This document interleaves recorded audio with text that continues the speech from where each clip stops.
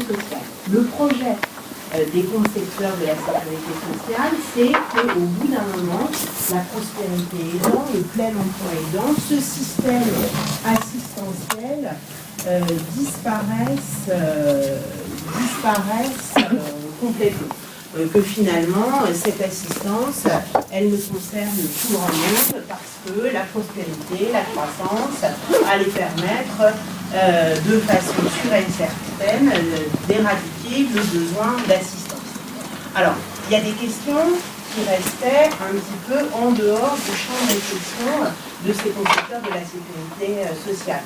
La situation coloniale.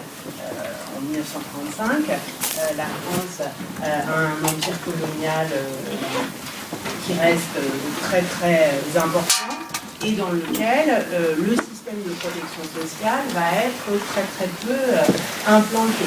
Le statut de sujet coloniaux de la plupart des territoires coloniaux ne leur donne pas accès à de la protection sociale. Sur le côté, par exemple, il va y avoir quelque chose qui va faire beaucoup débat juste avant le début de la guerre d'Algérie, la question de l'accès aux allocations familiales pour les Algériens qui travaillent en France et dont les familles sont restées en Algérie. Ils touchaient des allocations familiales, mais qui étaient 5 à 6 fois moins importantes que les ouvriers français dont la famille était en France. Donc il va y avoir, notamment dans les grandes forteresses ouvrières de Renaud-Billancourt, on va avoir dans les publications se poser la question de pourquoi cette inégalité de traitement manifeste entre les travailleurs. Donc déjà, on voit des endroits où cette question, là on n'est pas sur la régularité de séjour, mais du statut administratif et de l'accès à la protection sociale commence un peu à faire souci. Alors on fait un petit saut dans les années 70.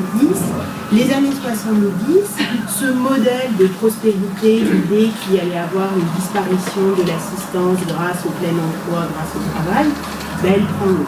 Le chômage augmente. Il commence à augmenter dès 74-75. Au début, on se dit ça va passer, etc.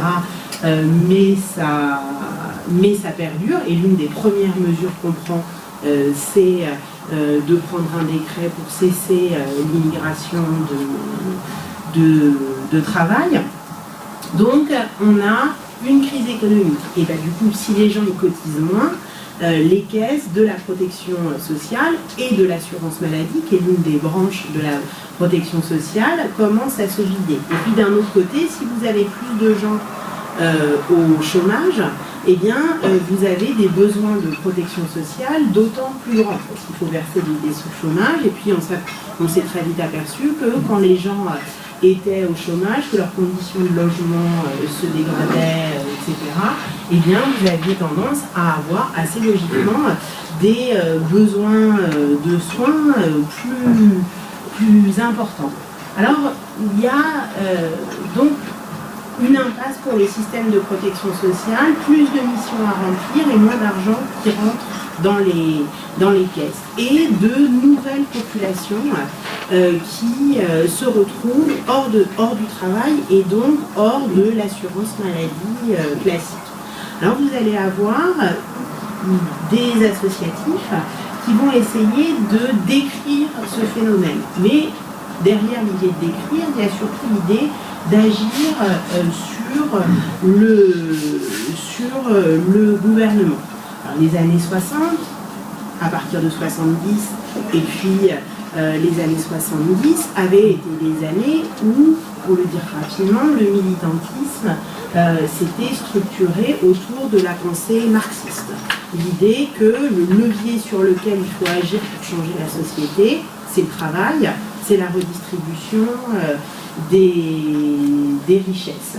Et puis, il y a beaucoup de gens qui ont cru à ça, qui, y compris, vont continuer à soutenir, qui vont soutenir la candidature de Mitterrand aux élections du début des années 80 et qui vont très vite être déçus. Puis, il y a un reflux de militants très très forts dans ces années-là. Une grande déception à gauche et un reflux militant. Et dans ce crépuscule d'un certain nombre de mouvements militants, vous avez l'émergence d'autres formes d'action, qui sont des formes d'action qui sont menées par ce qu'on appellerait des associations caritatives, beaucoup moins politisées, qui sont pas du tout dans un discours du grand soir, des mouvements sociaux, etc., mais qui cherchent à transformer l'action gouvernementale et qui sont beaucoup moins critiques. Parmi eux, il y en a un qui est très important qui s'appelle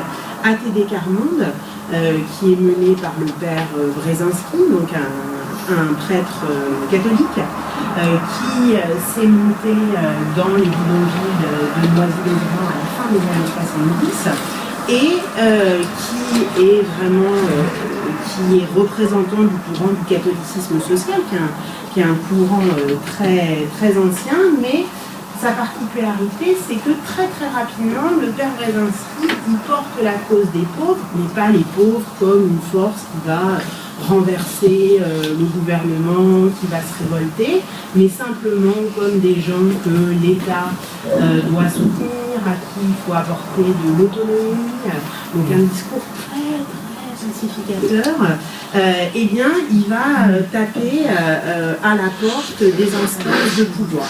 Il va rentrer au conseil. Pardon. Ah, Brzezinski, ouais, pardon, excusez-moi. Il ne faut pas hésiter à me dire si c'est pas le cas. Ouais. Brzezinski est donc ATD Quart-Monde. Et donc, lui, voilà. Il est très proche du pouvoir, et puis parallèlement, c'est la crise économique et le pouvoir qui soit de gauche puis de droite. Avec l'alternance, il aime rien tant que de se montrer à côté, alors l'abbé Pierre est un autre exemple, mais de se montrer à côté de figures comme le père Brzezinski, comme là de figures morales, avec un discours social, etc. Et il essaye de faire passer un certain nombre d'idées. Par exemple, c'est le père Brzezinski et ATD Quart-Monde qui va, avec une partie de ce qu'on appelle les rocardiens, donc c'est un courant du Parti socialiste qui est autour de Michel Rocard, qui va faire monter l'idée du revenu, d'un revenu minimum pour les plus pauvres, ce qui va devenir le RMI, ce qu'on appelle aujourd'hui le RSA. Et donc, ils vont faire monter l'idée dans les années 80. Alors, comment on fait pour faire monter une idée comme ça? On prend des rendez-vous avec les députés, on organise des colloques à l'Assemblée, on fait des publications, on fait ce qu'on appellerait aujourd'hui du lobbying. Quand on pense lobbying, on pense à l'industrie du tabac qui va à Bruxelles demander la fin du paquet neutre. Mais en fait, le lobbying, ça peut être aussi des associatifs, et très sincèrement, en termes de méthode, c'est exactement les mêmes façons de faire. Ce n'est pas exactement les mêmes moyens, mais comment on fait, c'est à peu près la même chose. Donc, ATD Quart-Monde, il présente une version très apaisée de la pauvreté, avec l'idée que des politiques publiques intelligentes, bien menées, peuvent venir à bout de la question. Et surtout, il ne propose aucune action qui porterait sur la répartition des richesses, sur les modalités de travail, sur l'accès à l'emploi, etc. C'est un discours sur la dignité des pauvres, sur la richesse qu'on peut avoir dans la pauvreté. C'est un discours qui reste très très imprégné de son substrat catholique. Ils ne parlent pas beaucoup de santé, mais ils vont donner la voix. Ils vont donner la voix à ces deux associations dont je vous ai parlé tout à l'heure, que sont Médecins du Monde et Médecins sans frontières. Médecins du Monde et Médecins sans frontières, c'est des stars au début des années 80. Médecins du Monde, c'est une scission de Médecins sans frontières. Médecins sans frontières est né dans les années 70, notamment suite à la crise du Biafra. Ensuite, il y a eu le secours par Kouchner des Beaux de People en Asie du Sud-Est, et ils ont une notoriété, les French Doctors ont une notoriété incroyable. Si vous allez regarder par exemple les spots télé du début des années 80, c'est des beaux gosses avec des avions qui vont sauver des enfants, etc. Nous, ça nous paraît un peu ridicule. Plus aucune ONG n'oserait se mettre en scène, voilà, ça poserait des problèmes. Le héros blanc qui va sauver des petits noirs, ça ne passerait plus, mais à l'époque, ça marche du tonnerre de Dieu. Et quand ça marche du tonnerre de Dieu, quand on regarde les comptes, on s'aperçoit que chacun de ces spots fait doubler par 2, par 3 le nombre de dons à l'association. Donc c'est des stars absolues. Mais vers 84-85, il commence à se poser un problème. Il y a beaucoup de leurs donateurs qui disent mais attendez, nous on a de plus en plus, pourquoi nous on irait sauver les gens qui sont à des milliers de kilomètres de nous, qu'est-ce qu'on... Et on fait rien pour les gens qui sont en bas de chez nous. Et ces ONG, alors après on peut réfléchir à ce qu'elles sont cyniques, pas cyniques, etc. En tout cas, elles commencent un peu à s'inquiéter de leur notoriété. Et puis, ils recrutent beaucoup dans la population des internes en médecine. Et il y a un certain nombre d'internes en médecine qui disent oui, bah, la situation dans les camps cambodgiens, c'est pas drôle. La situation en Afghanistan, c'est pas drôle. Mais quand même, nous, aux urgences, on commence à récupérer des gens qui sont dans un sale état, qui n'ont pas vu des médecins depuis un certain nombre d'années, qui ne sont pas assurés sociaux, qui n'arrivent pas à accéder à l'aide médicale. Donc vous avez une pression externe, l'argent, en première de la guerre, et puis vous avez en interne les gens qui disent il faut qu'on fasse quelque chose. Et ils vont ouvrir des missions en France. Alors ce qui est assez intéressant, c'est qu'ils vont ouvrir, mais c'est pas très compliqué, hein, ils mettent 3 médecins dans une pièce, ils font des consultations gratuites, puis il y a des gens qui se présentent, et puis ils font des rapports d'activité. Ce qui est assez intéressant, c'est qu'en fait, ils en font très peu. Quand on regarde, ils font les premières années, donc ils ouvrent leur consultation en 86 pour Médecins sans frontières, en 86 pour Médecins du Monde, en 87 pour Médecins sans frontières. En plus, il y a un petit truc de concurrence entre les deux grosses ONG. On s'aperçoit qu'ils font 2000 consultations par an. Allez voir votre généraliste. Je ne sais pas combien il en fait, mais 2000 consultations par an, c'est rien. Donc, en fait, ils font très peu de consultations, mais en revanche, ils ont tout un savoir-faire. C'est-à-dire qu'à partir de ces 2000 consultations, ils font des rapports d'activité, ils font de la statistique épidémiologique, ils font des rapports, ils vont frapper au fort comme des députés. Il y a beaucoup de gens, Bernard Kouchner, qui a été président de Médecins du Monde, devient ministre en 88. Donc vous avez un futur ministre qui porte votre cause, tout de suite, ça marche mieux. Et ils identifient, ce n'étaient pas les seuls, mais ils identifient non seulement un problème d'accès aux soins, mais un problème d'accès à la protection sociale pour les plus pauvres. Donc on n'est pas sur les étrangers spécifiquement, on est sur la population pauvre. Et ils mettent beaucoup en avant la nouvelle pauvreté, c'est-à-dire l'image de la mère célibataire qui a perdu son emploi et qui vit dans sa voiture avec ses enfants. Ils la mettent pas mal en scène en disant ces gens-là sont des exclus de la protection sociale. Ce qui est assez intéressant, c'est que quand on regarde leurs chiffres bruts, ce qu'on retrouve dans les archives, on s'aperçoit que dès le départ, dans leur mission, il y a une part très importante de personnes étrangères. De personnes étrangères dont on voit qu'elles ont des difficultés d'accès aux soins, liées déjà aux difficultés d'accès au titre de séjour, liées aux difficultés de conditions de l'alimentation, et puis liées aux conditions de logement, etc. Mais ce n'est pas du tout cette question de ces populations étrangères qui représentent 50 ou 60% de leur patientèle dans leur mission. Donc, ils ne pouvaient pas ne pas le voir. Mais ce n'est pas ça qu'ils mettent en avant. Ils mettent en avant, exactement comme le père Brzezinski, ils mettent en avant la nouvelle pauvreté, et qui est plutôt quand même une nouvelle pauvreté française. Et ils utilisent les mêmes procédés de lobbying. Et ça marche très très bien. C'est-à-dire qu'ils établissent, alors au début c'est un peu artisanal, ils ne connaissent pas bien les textes, mais c'est des associations qui ont beaucoup de moyens, qui ont beaucoup de savoir-faire. Ils mettent des gens à travailler et en fait, ils commencent à faire des propositions de dispositifs juridiques. Qu'est-ce qu'on pourrait faire, qu'est-ce qu'on pourrait mettre dans la loi qui permette d'assurer un meilleur accès à la protection sociale.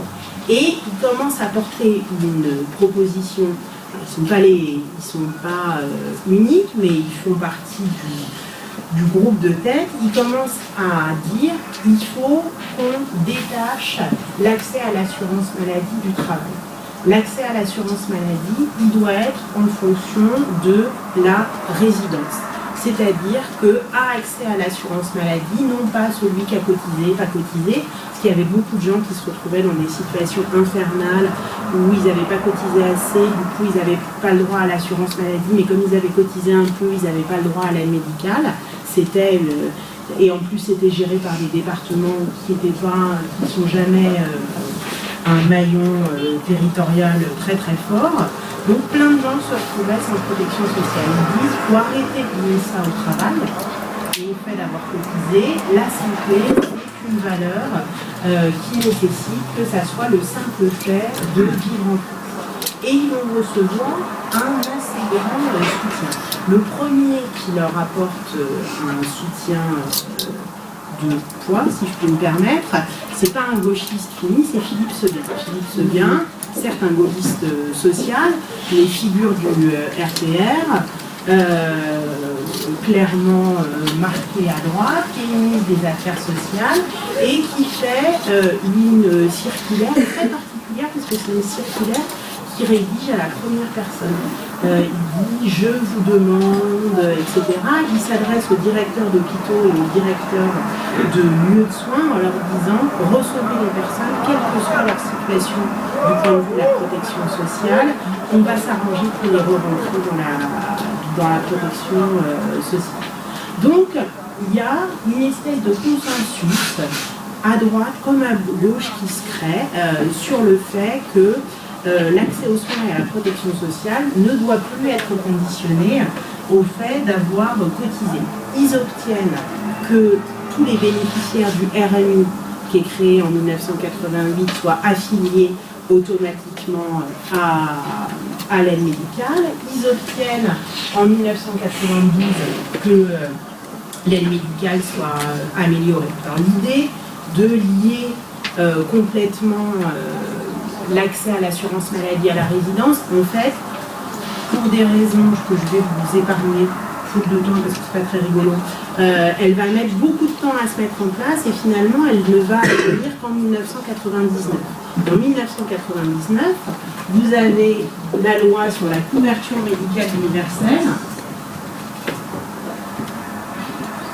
la CMU, que j'imagine vous connaissez, la CMU qui inscrit définitivement jusqu'à quand ça fait, mais qui inscrit le principe de si vous êtes en France, c'est-à-dire si vous êtes français ou étranger vivant en France, eh bien vous avez accès à l'assurance maladie, que vous ayez cotisé ou non, quel que soit votre état de santé. Donc, j'ai envie de dire, une belle histoire de progrès social. Mais en fait, il y a un revers à toute cette histoire, alors que sur les années 80-90, vous avez de plus en plus de gens qui récupèrent le statut d'assuré social. Il y a une histoire plus discrète, plus tortueuse aussi, qui va consister à sortir d'autres populations de la protection sociale et de l'assurance maladie. Dans la littérature, ce qu'on appelle la littérature grise, c'est les rapports, les notes sur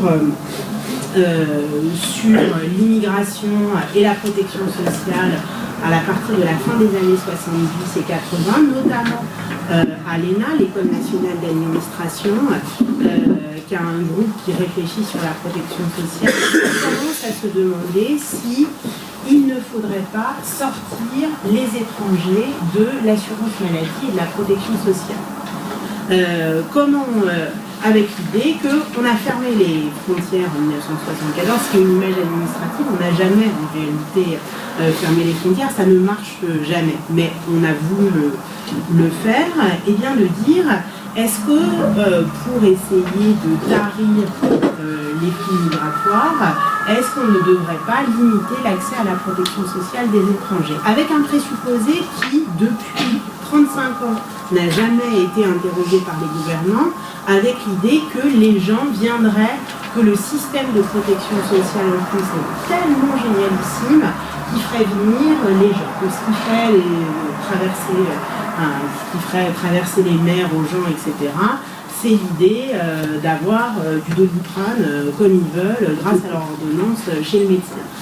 J'exagère à peine, mais ce lien sur le fait que la protection sociale aurait un effet attractif sur l'immigration, c'est l'idée cardinale en matière sur ce point politique, et pourtant, toutes les enquêtes qui ont été faites, plutôt au niveau international et plutôt dans le monde anglo-saxon, elles montrent qu'il y a une faible connexion, notamment que quand on fait des enquêtes dans les pays d'émigration, bien on s'aperçoit que les gens ne sont pas tant au courant que ça de la protection sociale dont ils pourraient bénéficier s'ils immigraient, et que c'est rarement l'élément déterminant. C'est, on peut le penser, d'autant plus vrai dans la situation qu'on connaît actuellement. Mais quand même, cette idée, elle porte, et il y a cette idée de comment on fait pour mettre les gens, mettre les étrangers dehors ou les faire accéder différemment, moins bien, pas tout de suite, à la protection sociale.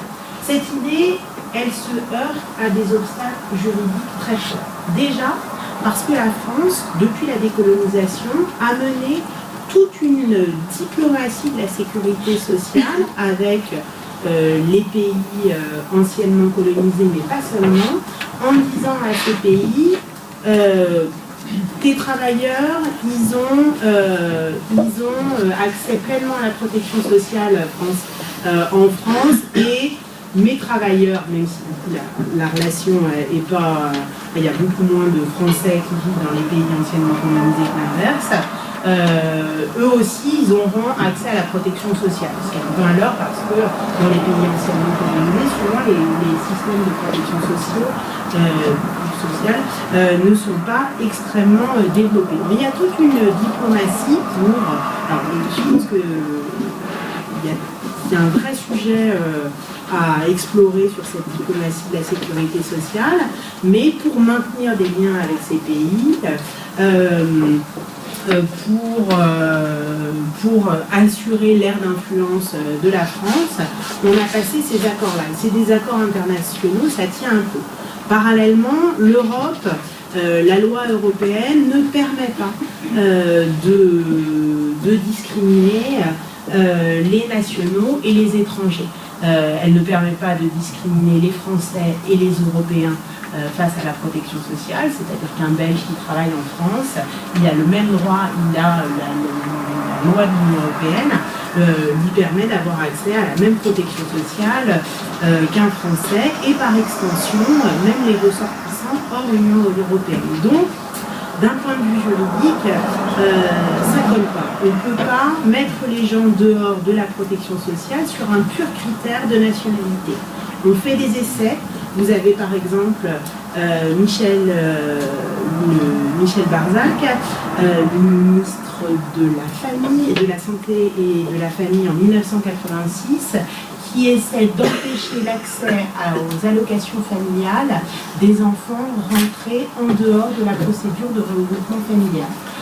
C'est-à-dire, si votre enfant n'est pas rentré avec la procédure bien comme il faut, qui est devenue de plus en plus compliquée dans la première moitié des années 80, eh bien, vous ne pourrez pas avoir les allocations familiales. Par le jeu des recours et des contestations, encore aujourd'hui, on n'est pas arrivé à une situation juridique stabiliser. C'est-à-dire qu'encore aujourd'hui, juridiquement, on s'écharpe sur le fait de est-ce que c'est une mesure légitime ou est-ce que notamment les droits de l'enfant font qu'on ne peut pas défavoriser un enfant pour le choix qui a été fait de ses parents sur les conditions de la migration.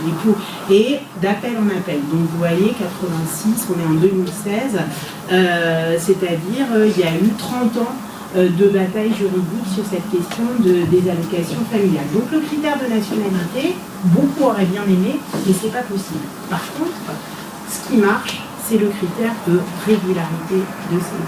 Là, les textes internationaux, la loi européenne permet très largement de dire vous avez la possibilité de ne pas donner un accès égal à la protection sociale aux étrangers qui n'ont pas de titre de séjour.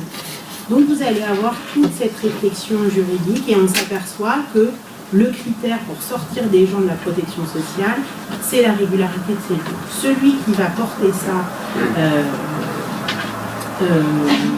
dans la loi, c'est pas très étonnant, c'est Charles Pasqua en 1993 qui prend, alors c'est pas la première, mais c'est l'une des lois les plus dures en matière de restriction d'accès au titre de séjour. Enfin, c'est une loi très large. Et parmi ces dispositions, il y a une disposition qui dit, eh bien, si vous êtes en situation irrégulière, vous n'aurez pas accès à la protection sociale et vous n'aurez pas accès à l'assurance maladie. Ça n'a l'air de rien, mais c'est une révolution, si on peut dire, parce que c'est l'idée que vous pouvez avoir cotisé. On sait bien que les gens en situation régulière, quand on retrace la vie des gens, ils ont eu des papiers, ils n'ont plus de papiers, ils en ont récupéré, ils ont récupéré un titre qui ne permet pas de travailler, puis ensuite une carte de séjour.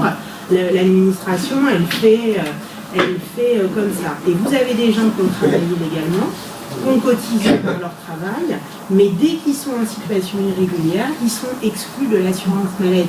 Le c'est quelle année ? 93. Le principe de vous cotisez, vous êtes assuré, il est complètement battu en brèche par cette disposition juridique. Il voulait même aller plus loin, Charles Pasqua, il voulait, il n'a voulu pas que lui, pour voter une loi tout le monde, et il voulait également sortir les étrangers en situation irrégulière de l'aide médicale d'État, le système d'assistance. Donc le système qui ne permet pas d'être pleinement assuré social, mais qui permet d'accéder aux soins plus ou moins. Et là, il va être battu en brèche. Pourquoi il va être battu en brèche sur cette question qu'il a mis les gens dehors de l'assurance maladie? Pourquoi il n'arrive pas à les mettre dehors de l'assistance? Parce que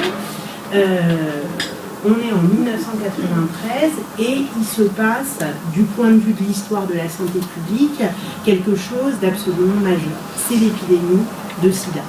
L'épidémie de sida, donc la France, en termes d'histoire de la santé publique, elle s'est mobilisée très très tard.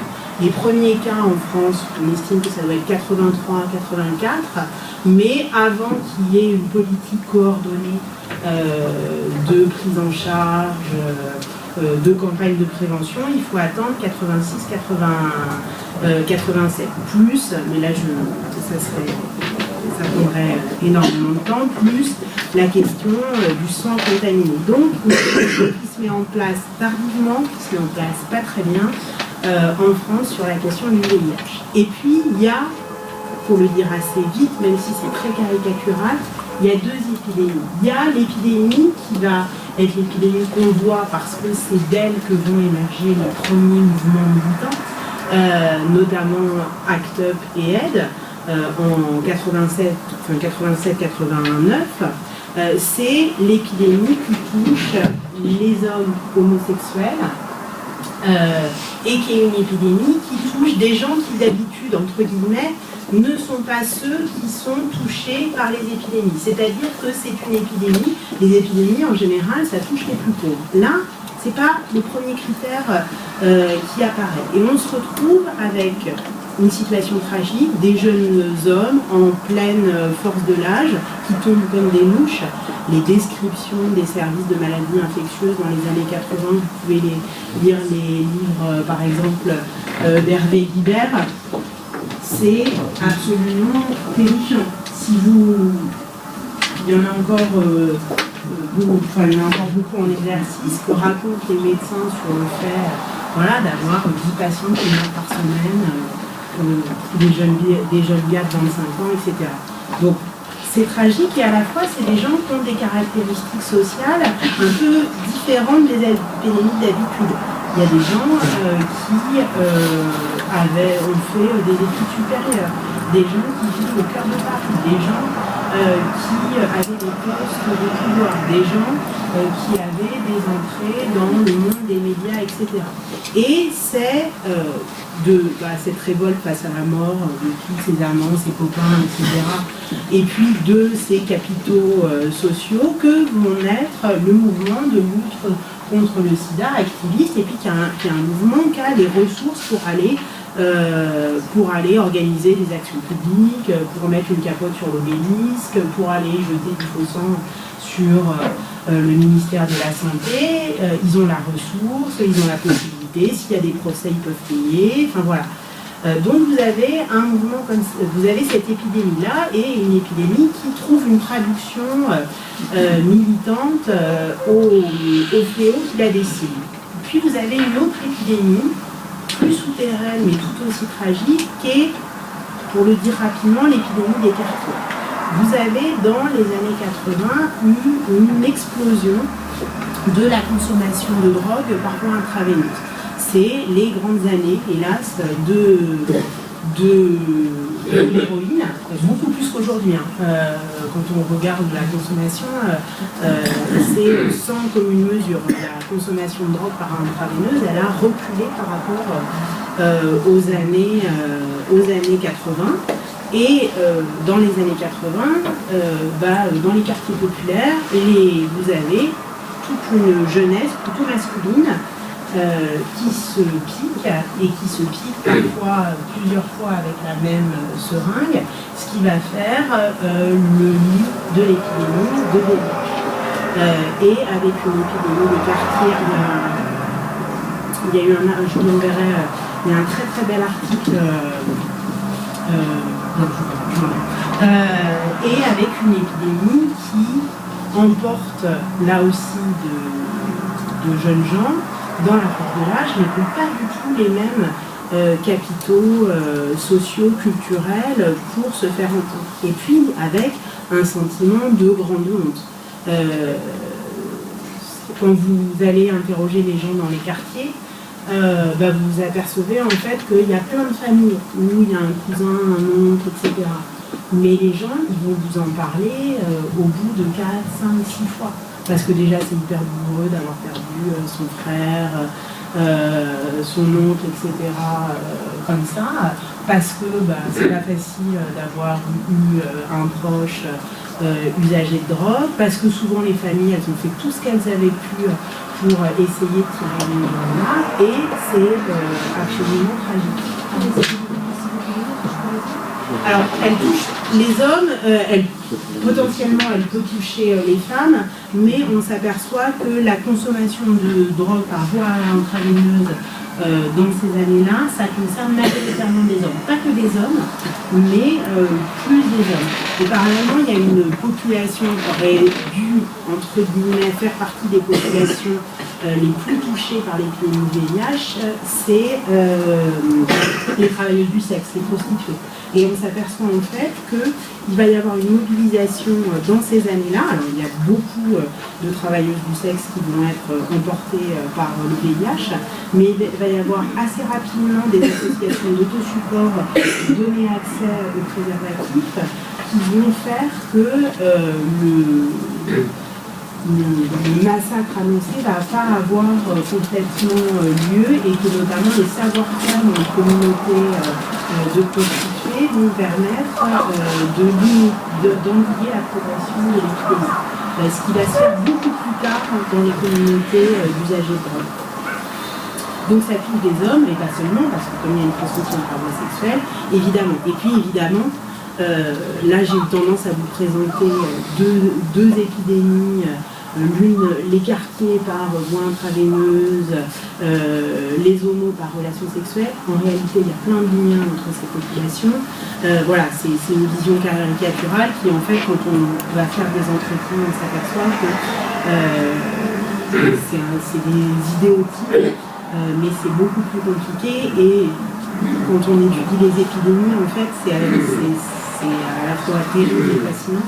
Et on s'aperçoit comment il y a plein d'endroits dans la société où il y a des milieux qui se rencontrent. Et se pose la situation parmi ces gens qui sont affectés par ces gens qui sont séropositifs au VIH.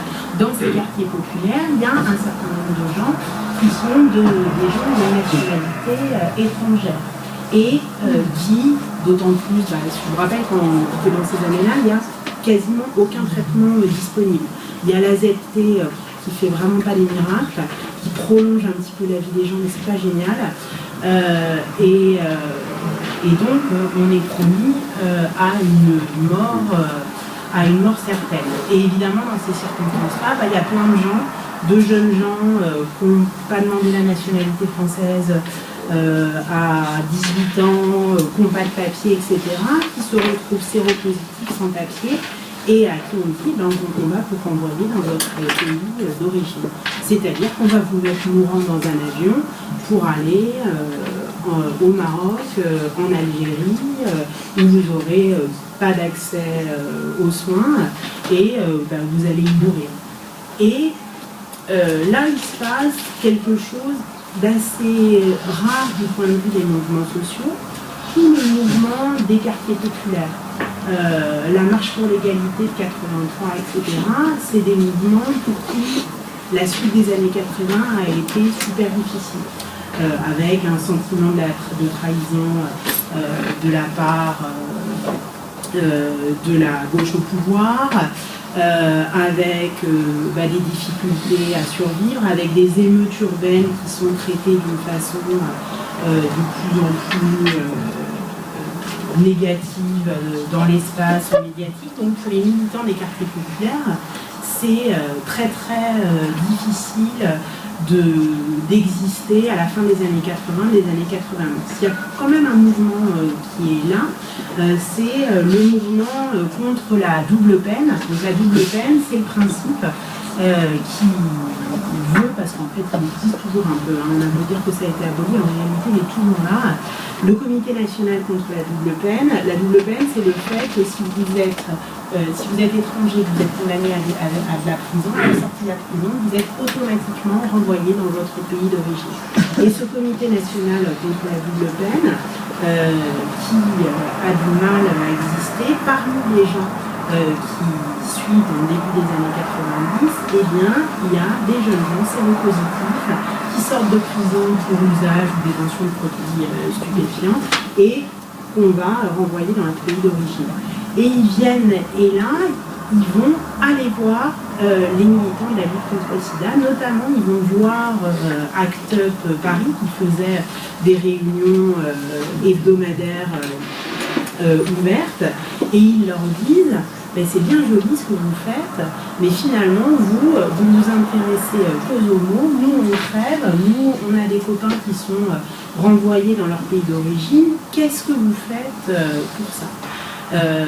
Et il va y avoir une mobilisation, alors toute petite, d'acteurs, un petit peu plus tard de aide, sur cette question des personnes qui peuvent être expulsées dans leur pays d'origine.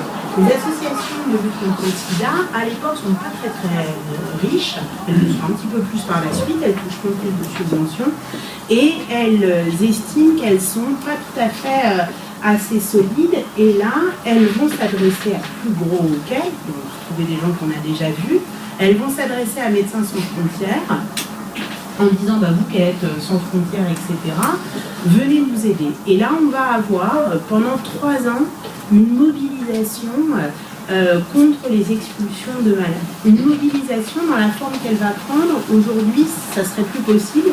Notamment, ils vont quasiment, j'ai pu le vérifier, hein, c'est pas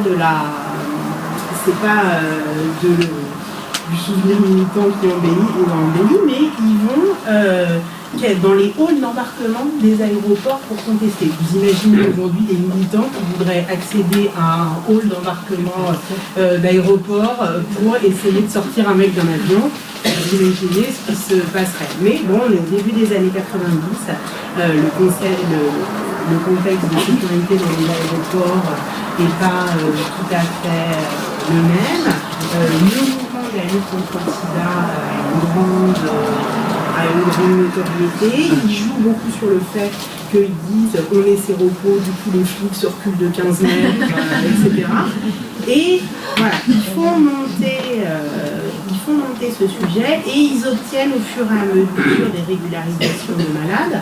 C'est-à-dire qu'ils obtiennent des papiers et ça devient de plus en plus crucial parce qu'en 1996, c'est l'arrivée des trithérapies, donc de médicaments qui permettent d'allonger la vie des malades. C'est-à-dire que les gens sont plus promis à une mort certaine à 1 ou 2 ans. Et du coup, ça devient de plus en plus crucial d'empêcher les expulsions de malades parce que renvoyer les gens, c'est les renvoyer vers des pays où il n'y aura pas de traitement. Donc c'est-à-dire que expulser, c'est promettre la mort, alors que si on reste en France, on peut espérer vivre. Et bien là aussi, malgré un contexte anti-immigration très fort, on va obtenir des avancées, d'abord des régularisations au cas par cas, et puis en 1996, par la droite, aussi que ça puisse paraître, l'inscription du principe qu'on ne peut pas expulser une personne malade, et en 1997, dans la loi Chevènement, le principe qu'il faut une carte de séjour pour les personnes gravement malades. Une des réussites militantes, si je peux me permettre de sortir de l'objectivité scientifique, c'est d'avoir réussi, ça n'a pas concerné que les malades du sida. C'est-à-dire que c'est toute personne gravement malade, que vous ayez un cancer ou même un diabète qui ici avec j'ai oublié le nom, médicament pour le diabète, l'insuline, voilà. Avec l'accès à l'insuline, vous allez avoir une vie normale, mais si vous allez dans un pays sans insuline, au bout de quelques mois, vous serez aveugle et amputé.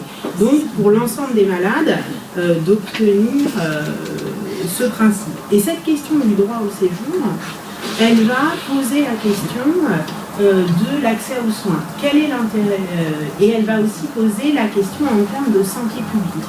Jusqu'ici, tout ce que je vous ai raconté jusque-là, la question de la protection sociale, c'était une question de principe, c'était des logiques assurantielles. Qui a payé a le droit à quoi, qui n'a pas payé a le droit à quoi quand même. Mais à partir des années 90 et la question de l'épidémie de VIH, on passe dans la conception de la santé publique. Alors quand on parle de santé publique et d'immigration, c'est toujours un peu glissant, parce que c'est l'idée que les étrangers seraient plus que les autres susceptibles d'apporter des maladies. Mais d'un point de vue des politiques publiques et d'un point de vue d'une association comme MSF ou MDM qui vient s'adresser à un gouvernement, en plus avec toute la stature des médecins, c'est un argument de quoi? De dire, vous vouliez lutter contre l'épidémie de VIH, eh bien, il faut donner une carte de séjour, mais il faut aussi donner un accès aux soins très large, et pas seulement dans les cas d'urgence, il faut aussi que les gens puissent se faire suivre, etc. Surtout parce que voilà, le VIH, c'est pas une crise cardiaque, c'est une évolution lente avec des allers-retours. Il faut que les gens puissent être suivis et pas seulement accueillis aux urgences. Donc ça va beaucoup peser dans la balance et ça va permettre de répandre l'idée, notamment au sein du ministère de la Santé. L'avantage de ce type de ministère, le ministère de la Santé, si vous sortez de l'ENA et que vous allez au ministère de la Santé, c'est que ça n'a pas vraiment marché à l'ENA. C'est pas le ministère, soit vous avez un l'amour de la santé publique, soit alors c'est que vous n'êtes pas arrivé très très bien placé à la sortie. C'est pas les postes les plus prisés. Mais du coup, c'est les postes où les gens restent.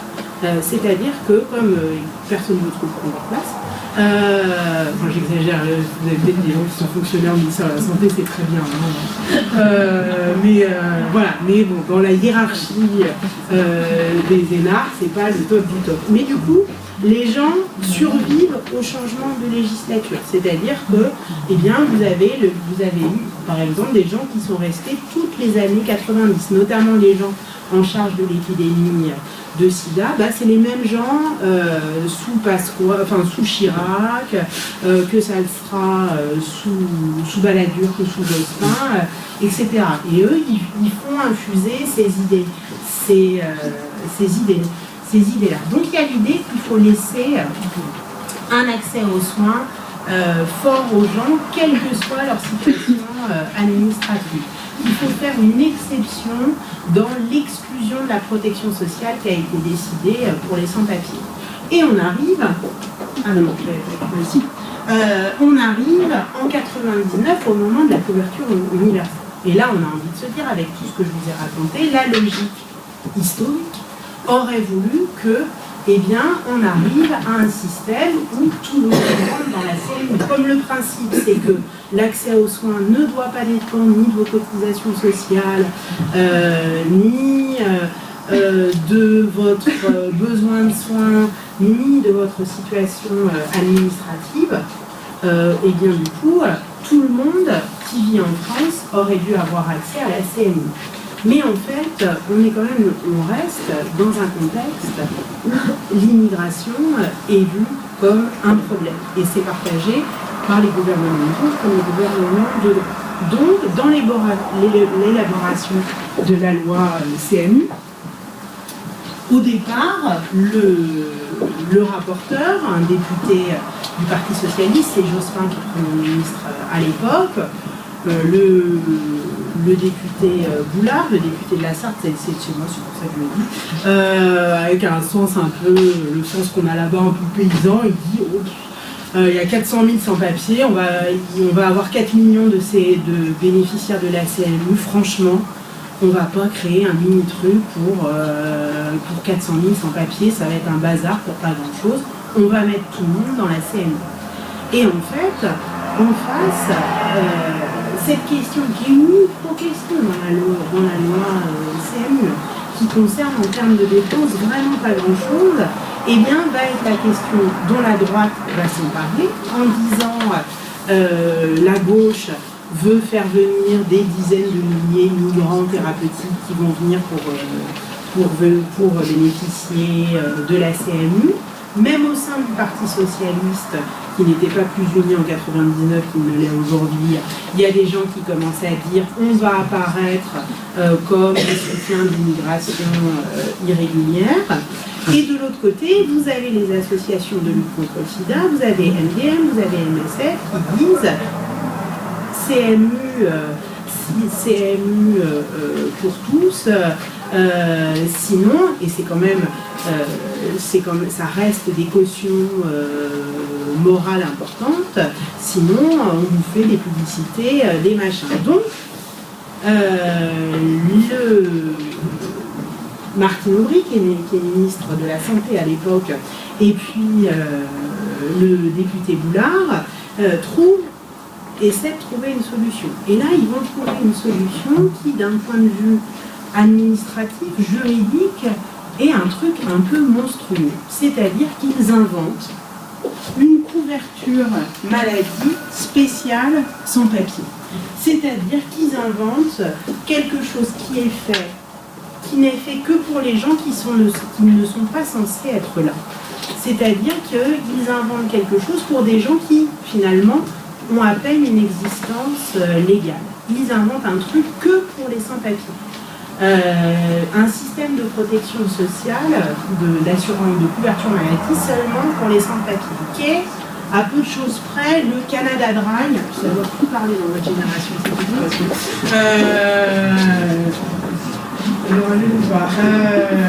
qui est le Canada Dry de la couverture médicale universelle. C'est-à-dire que c'est à peu près le même panier de soins, pas que CMU plus CMU, je vous épargne. Alors, il y a 2-3 choses qui sont enlevées, c'est à peu près la même couverture, etc. Mais c'est une gestion séparée. Et, élément très important, la CMU, c'est financé par la CNAM. Alors la CNAM, elle touche pour financer ça, des cotisations sociales, et l'État lui reverse un petit peu d'impôts. Et c'est grâce à ça qu'on va financer la CMU et la CMU complémentaire. C'est la complémentaire des coupons. L'aide médicale d'État, par contre, ça va être dans un autre budget. L'aide médicale d'État, pourquoi on a rajouté État à la fin? Parce que c'est l'État qui va financer. Avec cette idée, ouais, le CMU et CMUC, vous embêtez pas. Vous faites comme si ça n'existait pas, ça va nous envoyer plus qu'autre chose. Oui, la couverture, c'est que pour les sans-papiers, c'est l'aide médicale d'État. Ouais. C'est quoi la CMU? Eh bien, la CMU, ça concerne tous les gens qui ne peuvent pas avoir accès à l'assurance maladie du fait de leur travail. C'est-à-dire les gens pauvres, les gens qui n'ont pas assez cotisé, mais qui sont résidents en France. L'Union européenne. Quoi? L'Union européenne ici. L'Union européenne, parce que en fait, les Européens, sauf non, en fait, non. C'est compliqué. Je vous en reparle tout à l'heure, mais c'est compliqué parce que les Européens, normalement, ils ne peuvent pas être en situation irrégulière, donc normalement, ils devraient être tous à la CMU. Mais on a réussi, en gros, pour viser la population roumaine et bulgare rome, on a réussi à inventer des Européens en situation irrégulière. Mais c'est encore une autre histoire. Eh bien, c'est financé par l'État. C'est un budget à part. C'est-à-dire qu'on va faire une prestation pour des gens qui ne sont pas censés être là, et en plus on va isoler le budget. Et ce budget, il va être discuté tous les ans. C'est-à-dire que tous les ans, on va discuter du budget de l'aide médicale d'État. Avec un truc très bizarre, c'est que évidemment, on ne va pas dire mi-novembre au sans-papier qui se présente parce qu'il est tombé sur un chantier d'un échafaudage et que son patron va bien se garder de déclarer ça en accident du travail. On ne va pas lui dire « Ah non monsieur, on a mangé tout le budget, revenez avec votre fracture ouverte dans 3 mois. » Donc, le budget de l'aide médicale d'État, c'est comme toujours pour les soins, les gens consomment des soins, comme tant qu'ils en ont besoin, et discuter du budget à posteriori, ça n'a pas beaucoup de sens. Mais ça veut dire, malgré tout, même si on discute, même si on ne peut pas prévoir le nombre de soins, tous les ans, ça va être discuté à la sécurité. Et ça n'a l'air de rien, mais le fait, cet isolement des sans-papiers fait que tous les ans, depuis maintenant 15 ans, eh bien, tous les ans, vous allez avoir entre 1 heure et 2 heures de débat parlementaire lors du vote de la loi de finances qui est consacré à la question du budget, du coût de la santé des sans-papiers. Et évidemment, tous les ans, vous avez, alors c'est vraiment une partition qui maîtrise très bien, tous les ans, vous avez Éric Ciotti et Claude Goazengen qui demandent la suppression de l'aide médicale d'État. Tous les ans, vous avez des députés de droite qui demandent qu'on sorte, par exemple, les cures thermales, parce que comme vous savez, il y a des milliers de sans-papiers en cure thermale aujourd'hui en France, grâce à l'aide médicale. On n'en a jamais trouvé un. Voilà. Voilà, et de tous les ans, alors, tous les ans, ça va être discuté, et tous les ans, on va discuter de la légitimité des sans-papiers à avoir accès aux soins. C'était une question, souvenez-vous, dans mon historique, ça ne se posait pas dans les années 80, ou du moins, ça ne se posait pas en ces termes-là. Et on a fait de la question de l'accès aux soins des sans-papiers une question politique. Si on regarde, ce qui est intéressant, c'est la disproportion entre le fait que c'est une question très politisée, c'est une question sur laquelle il y a eu 3 rapports des inspections générales. Les inspections générales, par contre, si vous sortez de l'ENA et que vous allez à l'inspection générale des finances, c'est que vous avez bien cartonné. Donc, normalement, c'est l'élite de la nation. L'élite de la nation, on en a envoyé 2, 3 fois faire des enquêtes sur l'aide médicale d'État, qui à l'échelle du budget de l'État, mais c'est rien. À l'échelle du budget de toutes les dépenses de santé en France annuelles, on est de l'ordre de 0,1%. On dépense au total certainement plus, enfin non là je m'avance sans savoir, mais je pense qu'on dépense plus en appadicite, en opération d'appendicite en question de soins pour les sans-papiers. Mais c'est devenu une question très très discutée. Parallèlement, autre mouvement, un peu pervers, mais l'histoire c'est toujours un peu comme ça, vous allez avoir de plus en plus de lois qui fabriquent des sans-papiers. Parce que, en fait, être sans-papier, c'est pas une caractéristique attachée aux gens, c'est une production de l'État qui décide un jour de sortir ou non des gens de la régularité de séjour. Et on va avoir, depuis les années 2000, une accélération du nombre de lois qui vont exclure les gens du droit au séjour. Et du coup, ces gens, une fois qu'ils sont exclus du droit au séjour, ils n'ont plus de papier et ils arrivent à l'aide médicale d'État. Avec un effet, et là on arrive enfin, désolé, à la problématique, c'est que l'un des arguments qu'on voit dans les débats parlementaires, c'est de dire qu'on peut fabriquer des sans-papiers, on n'est pas inhumain, de toute façon on les soigne. L'un des aspects pervers, c'est que l'aide médicale d'État, ça rend d'un point de vue social beaucoup moins coûteux le fait de mettre des gens en situation irrégulière. Alors, c'est pas seulement par humanité, c'est des hôpitaux comme l'hôpital de la Fontaine, l'hôpital du Kremlin-Bicêtre, à Vincennes. C'est des hôpitaux qui seraient dans des situations absolument impossibles s'il n'y avait pas de couverture santé pour les sans-papiers. Ils auraient le choix de recevoir les gens, de les soigner, mais de ne pas être payés. Et aujourd'hui, les hôpitaux doivent équilibrer leur budget, où ils auraient la possibilité de laisser les gens mourir sur le trottoir devant. Le corps médical, en France, n'est pas tout à fait encore prêt à effectuer un tri à l'entrée en fonction du statut administratif. Donc, l'aide médicale d'État, ça met de l'huile dans les rouages, ça fait qu'on ne se retrouve pas avec des coordinations de médecins de 13 qui râlent parce qu'ils ne peuvent pas soigner les sans-papiers. Ça permet aussi de maintenir un lien entre l'État et ses populations. Vous avez, notamment pour les travailleurs en situation irrégulière depuis très longtemps, l'une des pièces que les gens apportent quand ils essayent de se faire régulariser, c'est leurs différentes cartes d'AME ou attestations d'AME. C'est un élément central qui permet de prouver la présence sur le territoire français, avec là encore une logique quand j'explique l'aide médicale d'État aux étrangers, nous on est habitués à la bureaucratie française compliquée, etc.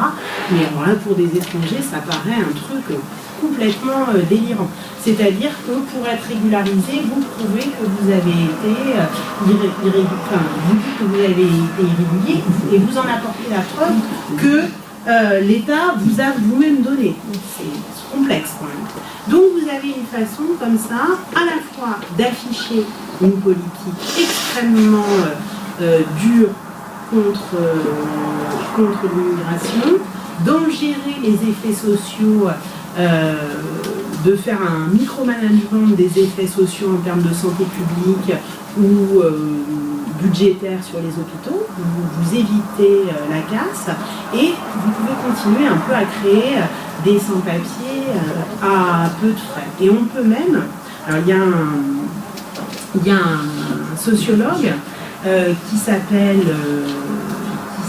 Chauvin, mais j'ai oublié, c'est celui des travailleurs à Chicago, j'ai oublié son prénom. On va l'appeler Stéphane Chauvin. Ouais, c'est pas Pierre, mais ouais. Alors, Sébastien. Ouais. Voilà, Sébastien Chauvin, il a traité de la situation des travailleurs mexicains sans papier à Chicago. Et il montre comment l'État américain, mais aussi les entreprises du bâtiment, créent une situation de citoyenneté bridée. Par exemple, en donnant l'accès à un permis de conduire, ce qui est l'équivalent aux États-Unis d'une pièce d'identité. C'est ce que vous allez présenter tout le temps, donc c'est super important dans la vie quotidienne d'avoir un permis de conduire, mais pas l'accès à la régularisation, qui va donner des dispositions qui assurent de ne pas être expulsé, mais vous rendent pas régulier. Et où vous avez le gouvernement de l'État du Michigan, qui, pour que ces gens continuent à bosser dans de sales conditions, dans le bâtiment, la restauration, enfin la même structure de l'emploi que les sans-papiers en France, promet toujours une régularisation pour demain. Et Sébastien Chauvin, il dit c'est une façon de créer de la citoyenneté bridée.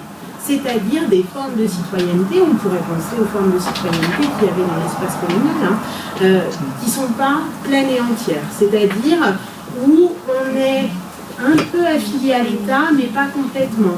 Où l'État applique des politiques répressives sur nous, mais pas seulement. Et il dit, et qui permettent un peu de gouverner, lui il parle d'un gouvernement par le futur. Il dit ces gens, pour gérer cette force de travail, qui bosse dans des conditions de travail vraiment mauvaises, il dit c'est un gouvernement par le futur. L'espoir d'une régularisation fait que ça tient. Et on peut se poser la question dans un contexte différent, avec une histoire différente, si l'aide médicale d'État aujourd'hui en France, c'est pas ça aussi un peu. Ça permet pas un peu d'avoir une forme de gouvernement par le soin des populations sans papier. Parce qu'il y a aussi un rôle très important, je l'ai dit tout à l'heure, mais il faut souligner, c'est le rôle pour le marché du travail de l'aide médicale d'État. Je vous ai dit, l'aide médicale d'État, ça arrange ceux qui fabriquent des sans-papiers au niveau législatif parce qu'on dit non mais on n'est pas imminent, les gens auront accès aux soins, mais ça arrange aussi beaucoup les entreprises qui emploient des sans-papiers, crise économique ou pas, il y a toujours des secteurs de l'économie qui emploient de la main-d'œuvre sans-papier, le bâtiment, la restauration, mais aussi les gardes d'enfants. Eh bien, l'aide médicale d'État, c'est un formidable outil d'invisibilisation des accidents de travail. Si vous êtes patron d'une petite PME de bâtiment, vous êtes peut-être avide au profit, etc. Vous n'avez pas forcément envie, quand un type, je reprends la situation de tout à l'heure, tombe d'un échafaudage, l'idée qu'il va se retrouver peut-être qu'il va se retrouver à mourir faute de soins, c'est compliqué, mais l'idée que si vous déclarez un accident du travail, vous allez être condamné parce que vous avez employé de la main-d'œuvre en situation irrégulière, c'est compliqué. Mais là, grâce à l'aide médicale d'État, le paradoxe disparaît. Vous allez aller, et ça arrive quotidiennement dans les hôpitaux du secteur, vous allez déposer votre gars aux urgences, les assistantes sociales, parce que c'est 80% de l'activité des assistantes sociales des hôpitaux du coin. Les assistantes sociales vont faire le dossier d'AME, votre type va être soigné, vous, petit patron, vous allez bien dormir la nuit, et l'accident du travail ne va jamais être déclaré, reconnu, etc. Donc, vraiment, ce système qui n'a pas été créé pour ça, je ne suis pas en train de dire depuis le début on avait prévu. C'est pas du tout ça, mais ça a des effets tout à fait paradoxaux. Alors, en conclusion, je vais laisser tomber la partie sur l'hôpital, parce que là, ça fait déjà un moment. En conclusion, 3 points. Premier point, c'est la façon dont les questions politiques migratoires se sont invitées dans les débats sur la protection sociale. Et à quel point la santé est un endroit, et l'accès aux soins est un endroit absolument passionnant pour voir la façon dont il y a un certain nombre de contradictions. Deuxième chose, réfléchir à la façon dont les populations immigrées et les politiques d'immigration, c'est éminemment important de les étudier du point de vue du volet répressif. Voilà, donc le travail qui est fait sur les centres de rétention, sur les refus de demande du droit d'asile, c'est essentiel, mais c'est aussi important pour reprendre, c'est aussi important de voir les politiques qui ne sont pas répressives et à quoi elles correspondent et les effets qu'elles créent. Troisième point, la force des catégories juridiques. C'est-à-dire que là, on a ce qui sont de pures constructions juridiques, comment elles s'invitent. Alors, j'ai pas beaucoup insisté dessus, mais elles vont s'inviter dans le quotidien des lieux de soins. Si vous allez chez un médecin, dans un hôpital du coin, vous allez voir que la moindre aide-soignante, le moindre généraliste qui vient de s'installer, il peut faire la différence entre toutes les cartes, quel que soit son sentiment sur les politiques d'immigration. Il fait la différence entre toutes les cartes de séjour. Il sait qui a droit à l'AME, qui n'a pas le droit à l'AME, qui a un visa exclu de toute protection sociale. Et à quel point ces catégories, qui n'ont quand même pas grand-chose à faire dans une relation de soins, eh bien, elles se sont invitées dans la relation de soins entre les médecins et le personnel médical et les patients.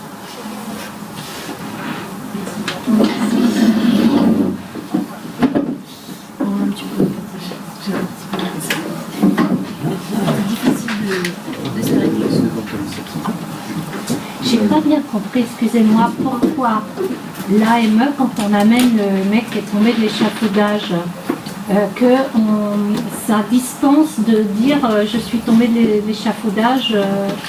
Parce que les assistantes sociales, elles vont faire le choix, elles vont dire on lance une procédure de reconnaissance d'accident du travail. Déjà, la personne ne va pas forcément vouloir identifier son patron, etc.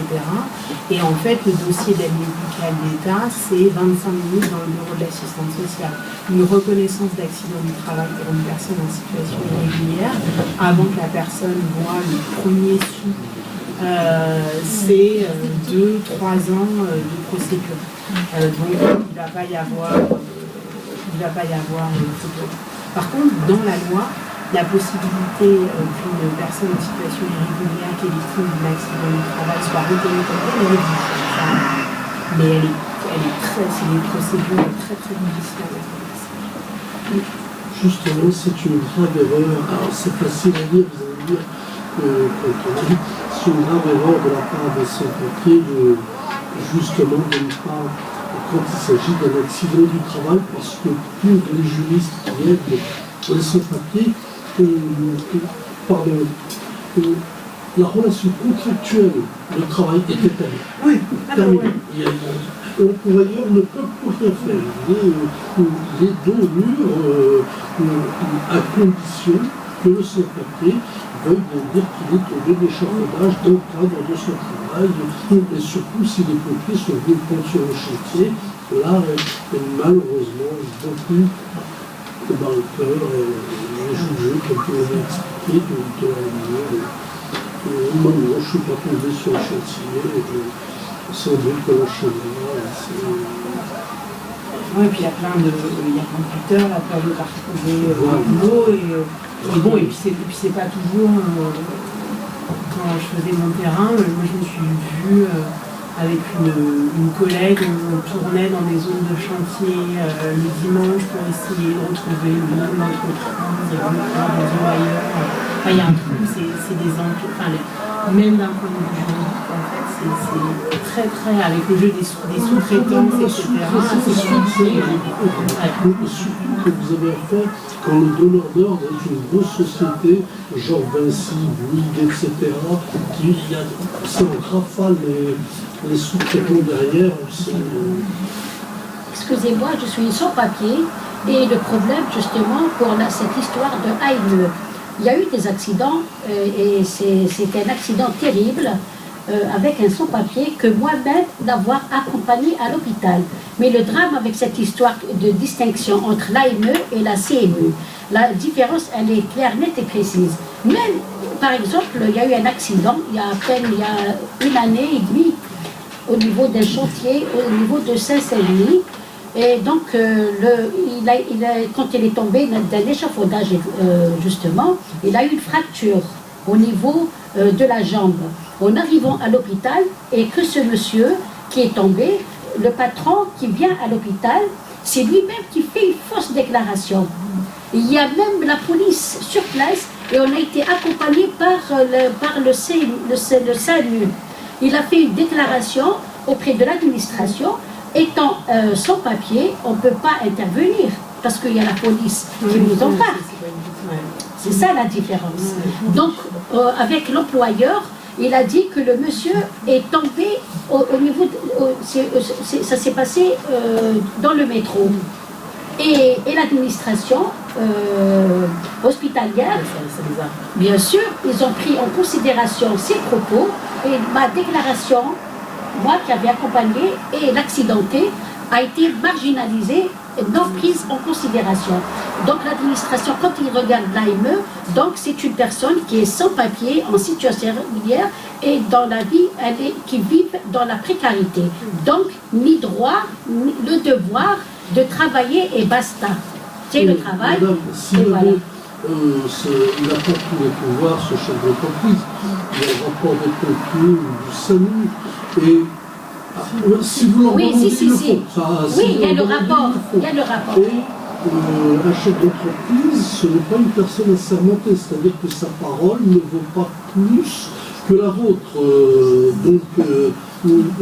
La parole de l'employeur peut être remise en cause. Moi, j'ai travaillé en intérim, j'ai eu un accident de travail. Non. Ce qui s'est fait au dos, c'est pas ici. Bon, écoutez, l'enquête me dira. Et la boîte d'intérim, 24 ans après, me disait le contraire pour calmer le jeu. Et bien, justement, ça fait le plus de rapport 3 des ans. pompiers, le rapport du SAMU, on l'a pris sur le chantier. Quand les pompiers ou le SAMU disent ça, j'aimerais pas être à la place de l'employé. Mais, excusez-moi, c'est une affaire qui traîne à ce jour au niveau du tribunal de Bobigny. Ça fait 3 ans question. C'est ça. Et quand on va dans un service, c'est quel service? Il y a un endroit où je passe souvent devant, il y a une tonne d'étrangers, surtout des hommes, mais aussi des femmes avec des poussettes, qui attendent des heures et des heures. C'est à l'angle de la rue de Picpus et du boulevard Diderot, et dans le quartier, les gens disent c'est la sécu des immigrés et des sans-papiers.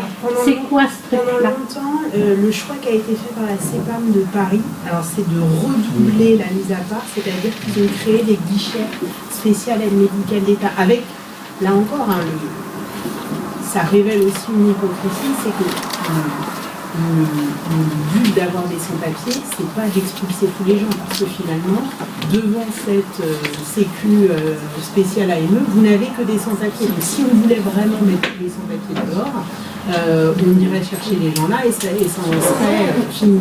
Donc c'est bien l'idée que c'est une population qu'on veut garder là, un peu flottante, avec un peu de droit, mais pas complètement. Et du coup, ça crée... Alors, ces derniers mois, j'ai moins suivi. Pendant longtemps, c'était rue Olivier Métra. Et il y avait un autre endroit où les gens allaient chercher leur carte. Et à Paris, il y a un engorgement Il y a une foule très impressionnante. Et puis en plus, il faut renouveler tous les ans. Et c'est comme pour le titre de séjour, c'est-à-dire que tous les ans, vous rentrez dans vos démarches de renouvellement d'aide médicale d'État, 3 ou 4 mois avant la fin, vous le retrouvez 6 mois après le début, vous êtes tout le temps en train de faire des démarches, mais pour plein de gens c'est important parce que c'est leur seul papier d'identité. En fait, c'est juste pour répondre c'est un centre médical qui a été créé par un rabbin juif et qui propose des soins à prix très bas. Je crois que la consultation, chez un médecin généraliste, c'est 6 €. En fait, j'y vais aussi. Et Boulevard Diderot. oui, c'est ça. Le Picpus. La langue de la c'est République. ça. Ça s'appelle le centre Elio Habib. Et c'est pas uniquement pour les étrangers, en fait, tout le monde, moi j'y vais. Ah non, le centre Elio Habib, c'est un autre endroit. Ah, ça va être ça. C'est pas ça. Je sais où c'est. Ok, d'accord. Oui, c'est un autre endroit. Ça, ok. Ouais. Ça faisait penser un peu à ce que vous disiez sur ce que vous appelez la littérature grise. Parce qu'il y avait un exemple que j'utilisais à une certaine époque où on discutait dans les collectifs de sans-papiers en termes de discussion politique et de prise de conscience sur comment l'État peut utiliser des dispositifs d'État, enfin des dispositifs, comment dire, comme les impôts par exemple, ou comme la déclaration de revenus exactement, ou l'AME, et pour leur faire comprendre aussi qu'ils étaient, comme n'importe quel travailleur, hélas, des variables d'ajustement dans l'économie d'un pays. Et on avait un exemple en or, c'était dans un rapport qui était signé, qui était signé par Éric Besson, quand il était à l'époque, c'était le ministère du Développement et tous les trucs là-dedans. Et il y avait un passage qui était extraordinaire, c'est un document qui faisait à peu près une centaine de pages, et c'est un rapport dont le but, grosso modo, c'était il y a plein d'étrangers en France qui travaillent et qui envoient de l'argent dans leur pays, mais au scandale, ils font le virement de concurrent à concurrent. Et donc c'est complètement aberrant dans une économie mondialisée, parce qu'il faut absolument que cet argent n'aille pas d'un concurrent à un autre. Il faut qu'il passe par les différentes places boursières du monde. Il faut qu'il puisse acheter des produits dérivés, des placements. Il faut que ça passe dans les fonds d'investissement, tout ça. Donc c'est un rapport qui fait 120 pages. Et il y a un passage qui est très court, il ne fait même pas une demi-page. Et donc la commission parlementaire a eu la possibilité de se rapprocher de la Banque de France. Et je ne sais plus comment ça s'appelle, c'est le registre national du ministère de l'Intérieur qui enregistre par contre tous les numéros étrangers, là. C'est le rapport, c'est le numéro sur une carte de séjour, vous avez le numéro d'étranger, voilà, qui complète par contre le numéro de sécurité sociale. Et donc dans ce rapport, il est marqué, voilà, donc dans le cadre de la commission parlementaire, nous avons demandé à la Banque de France et au ministère de l'Intérieur de comparer leurs fichiers pour vérifier grosso modo le nombre de comptes bancaires ouvrés par les personnes étrangères en France et le nombre de titres de séjour qui lui ont été remis. Et la réflexion, elle est assez elle est pas marrante, mais elle illustre bien la façon de penser et comment on peut détourner les dispositifs d'État et d'administration. C'est le cœur de cible, grosso modo, c'est pas les étrangers qui ont été naturalisés, ou c'est pas les descendants de l'immigration qui sont de nationalité française. Grosso modo, eux, ils nous intéressent pas, parce qu'ils envoient beaucoup moins d'argent que des primo-arrivants sur le pays. Nous, notre cœur de cible, c'est les gens qui ont un titre de séjour, parce que c'est eux qui, grosso modo, envoient le plus d'argent dans leur pays d'origine. Voilà. Et au bout d'un moment, ils disent, voilà, on arrive à peu près, je sais plus c'était combien, le nombre de comptes bancaires ouverts ou en cours d'ouverture voilà, par les personnes qui sont de nationalité étrangère, et on le compare, et il a été comparé avec le fichier de l'aide médicale d'État, et grosso modo, ils disent, mais c'est peanuts, en fin de compte, et il y a une phrase qui est assez extraordinaire dans le rapport, c'est, mais de toute façon, c'est vraiment quelque chose de très minoritaire, les titulaires de l'aide médicale d'État, dans l'économie générale, c'est pas important. Et c'est vraiment assez très illustrant de voir ce point. Oui, bien sûr. Je reprends la coordination sans papier 93, mais le poste est juste en bas, hein, le contrôle c'est là, je suis pas allée, j'étais pas allée, mais là, il est aussi. Je voulais simplement témoigner une situation un peu exceptionnelle de la coordination. c'est qu'après des luttes, après cette battue, la coordination a une convention signée, on est la seule coordination de France, je crois. Une convention signée avec le CPAM. CPAM. Oui, la caisse d'assurance. C'est eux qui gèrent la CPAM depuis 1993 à Bobigny. Alors c'est ambigu, c'est moins qu'on puisse dire. C'est moins qu'on puisse dire. Parce que ce qui se passe, c'est que ça veut dire que nous, on prépare les dossiers et c'est des sans-papiers qui sont délégués, c'est des délégués. Hein. Moi, je ne dis jamais, hein, c'est des délégués sans-papiers qui vont tous les 15 jours rencontrer la responsable avec les dossiers préparés de sans-papiers. Donc, on est traité beaucoup mieux que les autres, c'est-à-dire que normalement, ils ont beaucoup plus vite l'AME, mais ce qui se passe, c'est qu'on voit d'année en année, qu'on nous demande de plus en plus, que maintenant, c'est un travail énorme, parce qu'on doit maintenant tout mettre sur informatique, sur Excel, etc. On ne se contente pas de remplir les feuilles. Alors, c'est les discussions qu'on a souvent. D'un autre côté, on leur rend service, parce que c'est vrai que ça va plus vite, parce que quand on apporte le dossier, ils sont pris. Mais d'un autre côté, on est en train de faire le boulot pour les fonctionnaires. Vous voyez toute l'ambiguïté. Et la réalité, c'est qu'on a 1800 adhérents maintenant. Je ne sais pas si vous vous rendez compte ce que ça veut dire, que j'ai 1800 adhérents. Ils sont des gens qui viennent chez nous, qui font la queue en bas, et l'embouteillage pas possible. Pas du tout pour militer, même pas pour avoir leur papier, juste pour avoir l'AME. Et que je veux rajouter, c'est une grande lutte en ce moment qu'on est en train de perdre parce qu'on ne s'est pas battu assez vite. Vous avez peut-être entendu parler, c'est que l'AME donne droit aussi à la réduction de transport. Et que jusqu'à présent, comme pour la CMU, ceux qui avaient l'AME, comme ceux qui ont la CMU, bénéficier de 75% de réduction sur le transport. Vous voyez ce que ça veut dire pour des gens qui n'ont pas de boulot, qui n'ont rien. C'est bien qu'ils peuvent se déplacer sans activité, qui peuvent faire des démarches administratives, qui peuvent chercher du boulot.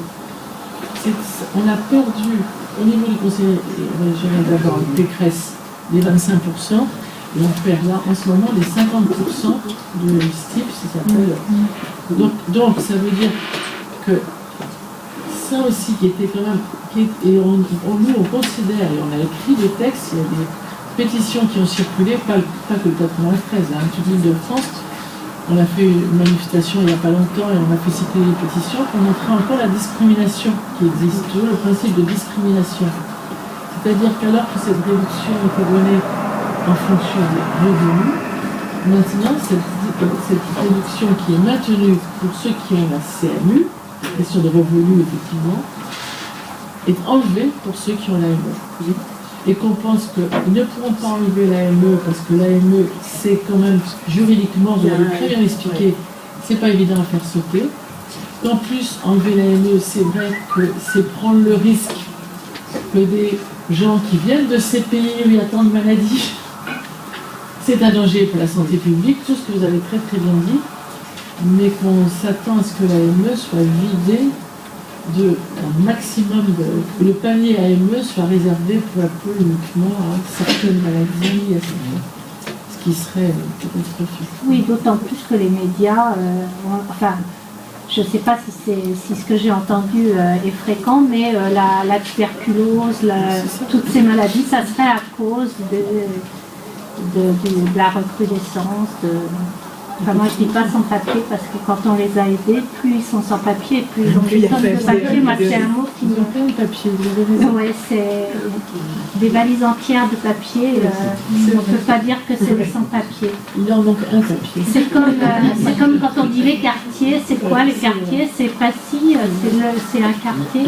Ça me dérange cette expression, les quartiers.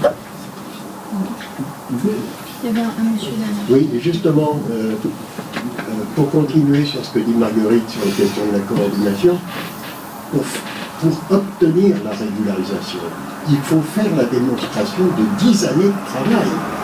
c'est-à-dire de fiches de paye, c'est-à-dire de cotisation sociale pour un certain De présence. De présence.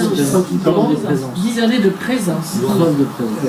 mais en même temps, donc des preuves de travail. Oui, mais... Je reviens sur cette idée-là, puisque pour nombre de sans-papiers, ils ont des fiches de paye.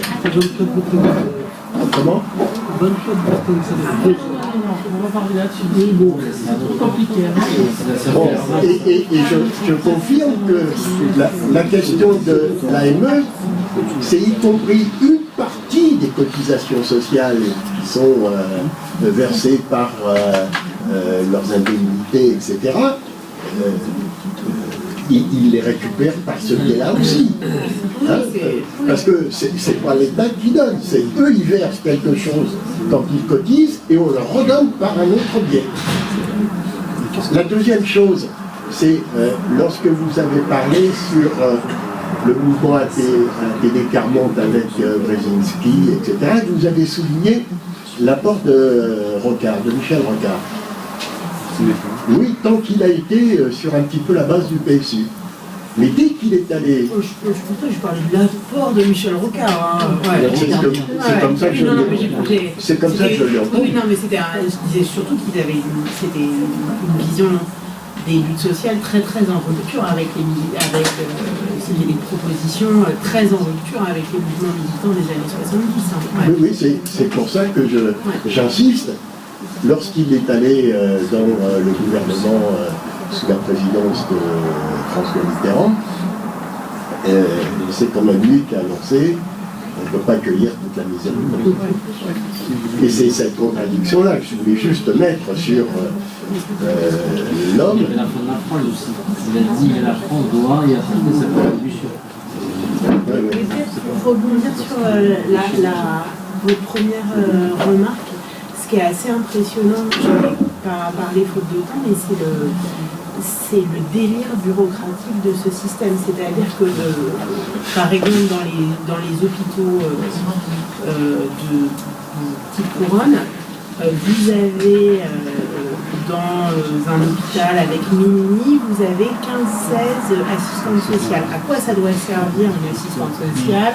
À trouver un logement pour la personne qu'on n'a pas à la sortie, à vérifier qu'il va y avoir une aide ménagère, enfin voilà, du boulot social classique. Et en fait, dans ce type d'établissement, les assistantes sociales, elles passent leur journée, c'est 15 ou 16 fonctionnaires payés, elles passent leur journée à faire de la CMU et de l'AME. Alors que la CMU et de l'AME, il y a 99,9999% de la population qui y a droit. C'est-à-dire qu'on emploie une énergie bureaucratique énorme à démontrer des droits que quasiment tout le monde a. Il y a juste la petite catégorie des gens qui viennent d'arriver, on pourrait en dire beaucoup, mais en fait, statistiquement, on a une machine à démontrer des droits qui, en fait, sont réservés à tous. C'est comme si on voulait démontrer la liberté d'expression pour chacun et qu'il faille produire quelque chose affirmant la liberté d'expression. Encore que ça pourrait venir. Mais... non, voilà. Mais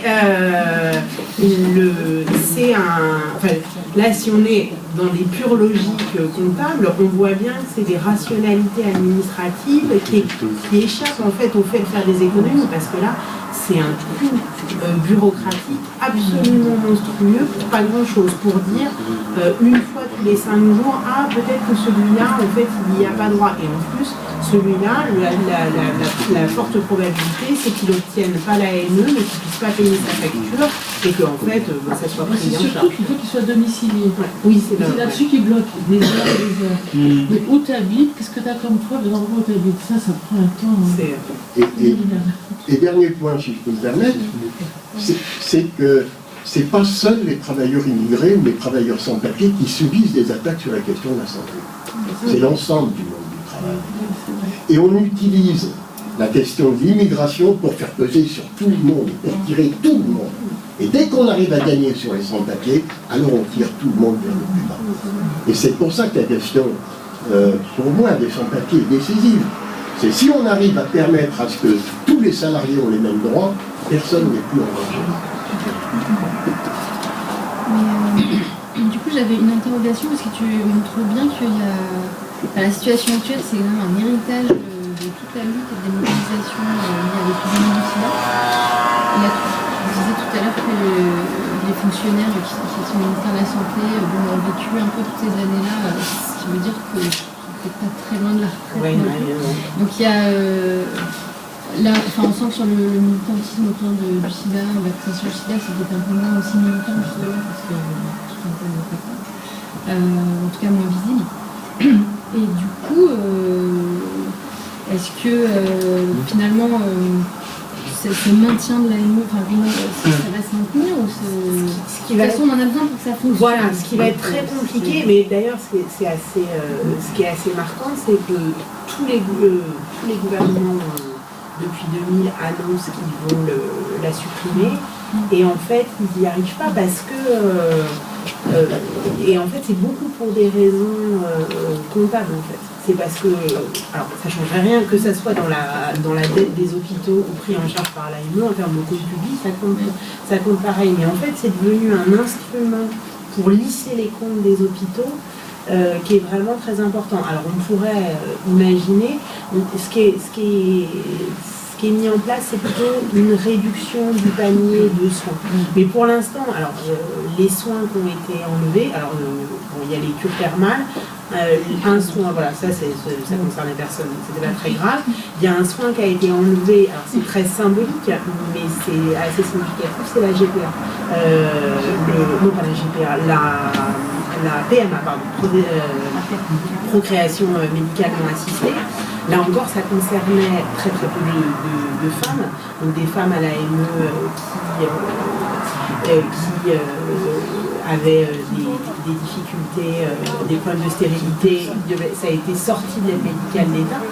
Mais ce qui est une grande effet pour l'épidémie de sida, c'est que par exemple la PMA, c'est indispensable si vous êtes dans un couple sérodiscordant, notamment pour éviter la transmission. Et on voit que, en sortant, là, ça concerne très peu de gens, mais c'est le signe de ce que tu décris, c'est-à-dire que voilà, le mouvement de la lutte contre le sida, il n'arrive plus du tout à peser sur ces questions-là comme il y a 10 ans. Mais c'est plutôt qu'une suppression de l'aide médicale d'État, ça sent plutôt le grignotage dans tous les sens.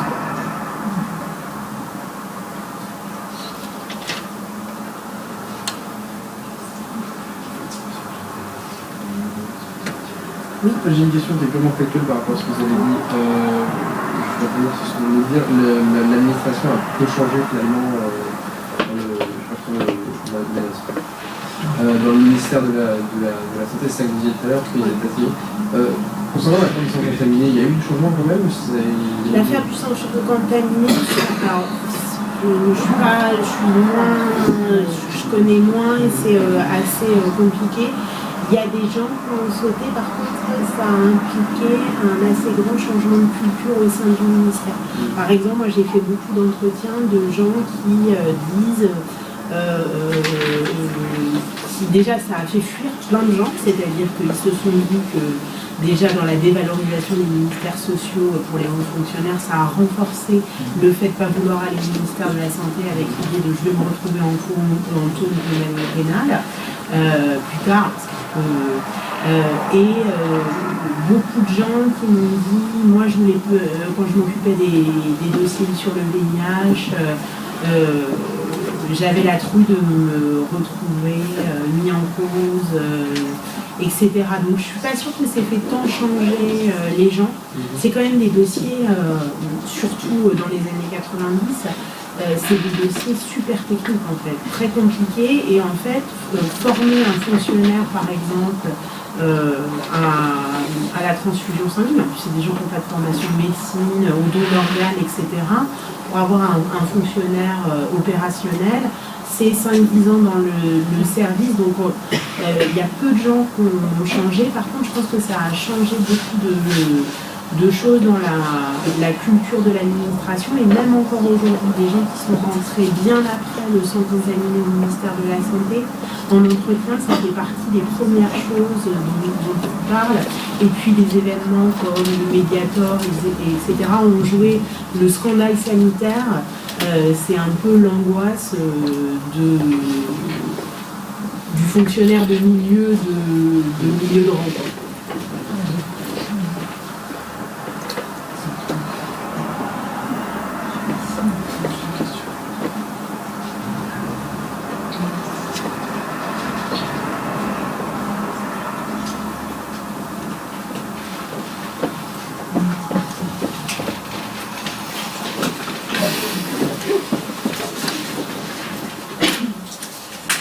Moi, ce que j'ai apprécié, c'est que, parce que j'avais jamais posé comme ça, ce que vous précisez bien, que AME et CMU, c'est exactement la même chose en fait. Donc c'était vraiment la manière de mettre à part cette catégorie de population. Et ça, c'est vrai que c'est très important politiquement. Tout ça, c'est politique en fait. C'est pas du tout.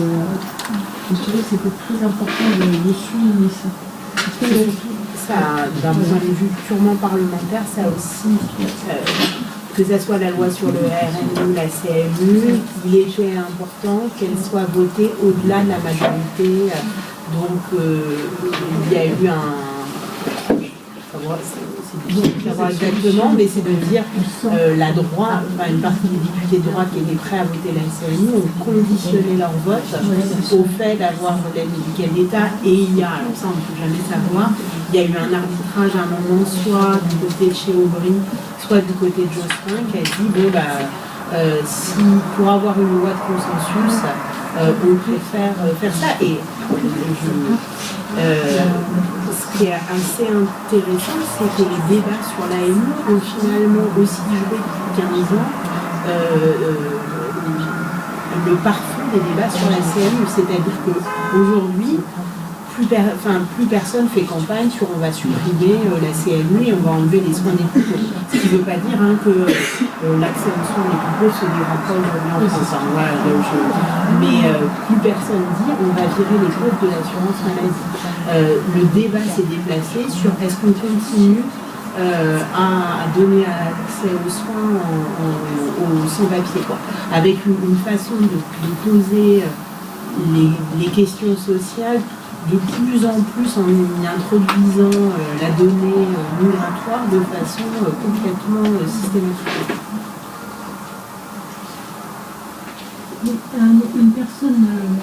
Une personne étrangère pour disposer de l'AME, elle doit payer? Non. Non, il y a eu. Est-ce qu'elle l'a au bout d'un certain temps? Il faut qu'elle puisse trouver 3 mois. Et 3 mois. Et il faut. Alors il y a deux conditions qui parfois sont confondues. Elle doit prouver qu'elle est résidente en France.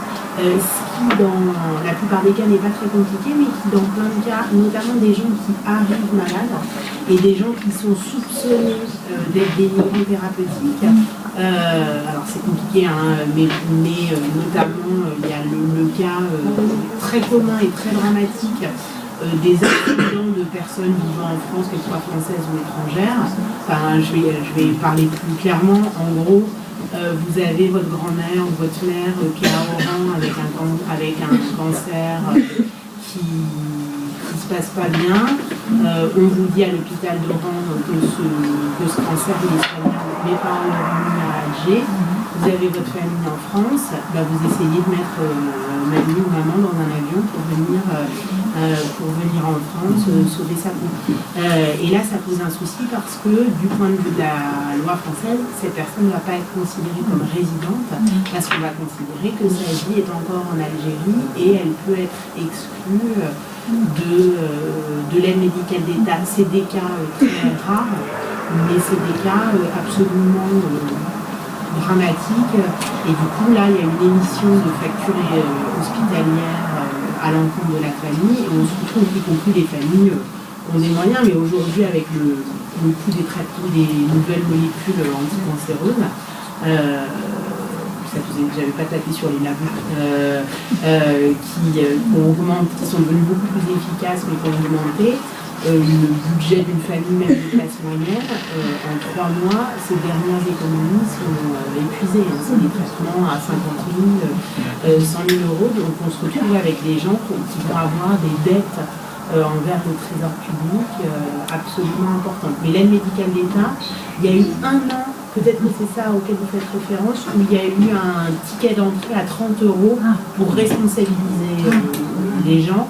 Et en fait, là, ça a été supprimé parce que là, la Caisse nationale d'assurance maladie, qui ne gère plus jamais d'argent, la CMI, il n'y a pas d'argent, etc., a dit avoir des plaintes fiscaux, ça va nous coûter plus à organiser que ça va nous rapporter comme argent. Mais c'est gratuit, 3 mois de présence en France, il faut être résident et il faut avoir des ressources inférieures, je ne sais plus, c'est 632, je ne sais plus où il est en ce moment. Avec la difficulté qui est que quand on est en situation irrégulière, voilà. Mais ça donne aussi un instrument aux caisses pour exclure certaines personnes en considérant que leurs ressources sont supérieures au plafond. Quand même, ce que je tiens à signaler, excusez-moi pour en terminer, c'est la fermeture des caisses de sécurité sociale dans le département en tout cas. Il n'y en a plus à la Courneuve.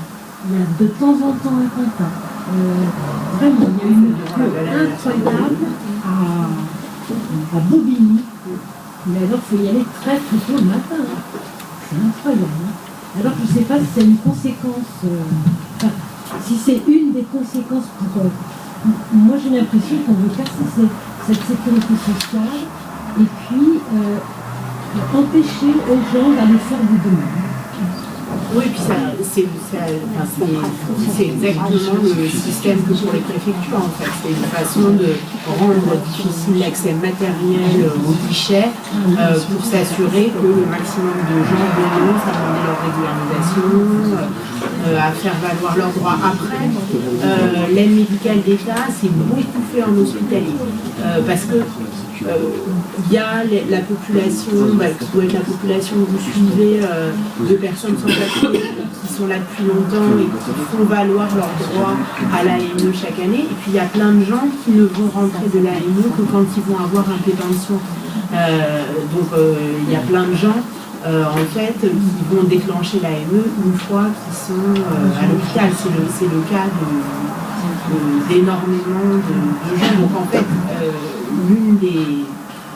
l'un des soucis, c'est que cette fermeture des guichets de la CEPAM, ça s'est reporté sur les structures hospitalières, ça s'est reporté sur les services sociaux des hôpitaux qui font, et qui du coup aussi, c'est ce que je disais tout à l'heure, font moins de temps pour faire le boulot de s'assurer que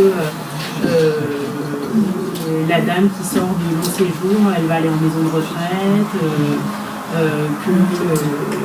qu'on va avoir le bon état, enfin voilà, en fait ça grignote plein de travail social ailleurs. C'est géré par les CCAS, voilà, oui. Ça reporte sur les militants.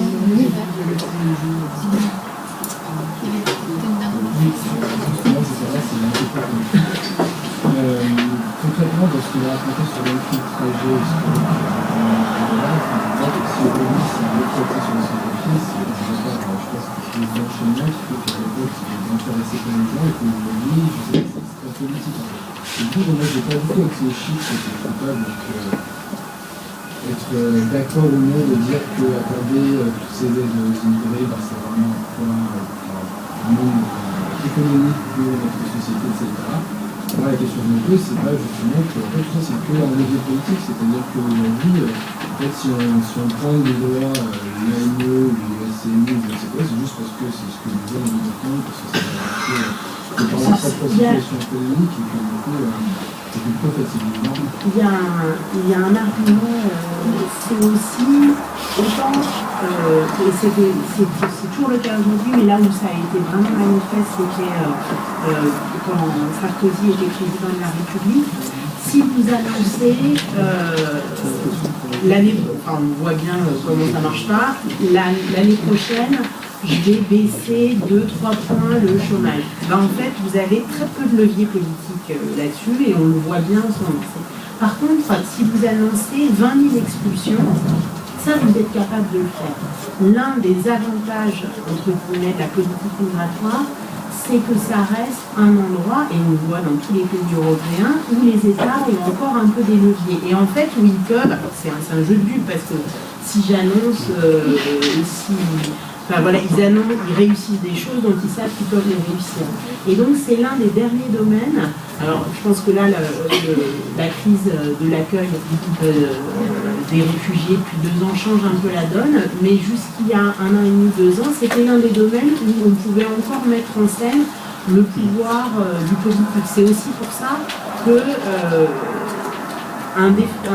très indifféremment de la couleur politique, depuis 30 ans, il y a les arguments de la xénophobie montante, enfin voilà, il y a les arguments très généraux, mais d'un simple point de vue de l'appareil d'État, c'est encore un des seuls endroits où il peut faire la preuve de son efficacité. Et ça compte beaucoup. Et la politique du chiffre, c'était ça, on met en scène des chiffres qu'on est sûr de pouvoir... tenir ce qu'il fait, ce qu'a fait par exemple la police, et c'est encore le cas aujourd'hui, mais le fait que prendre des vendeurs de shit et des gens qui n'ont pas de papier, parce que ça, c'est les délits constatés et élucidés, c'est beaucoup plus facile que d'essayer de retrouver un portable volé ou de faire condamner un arriveur.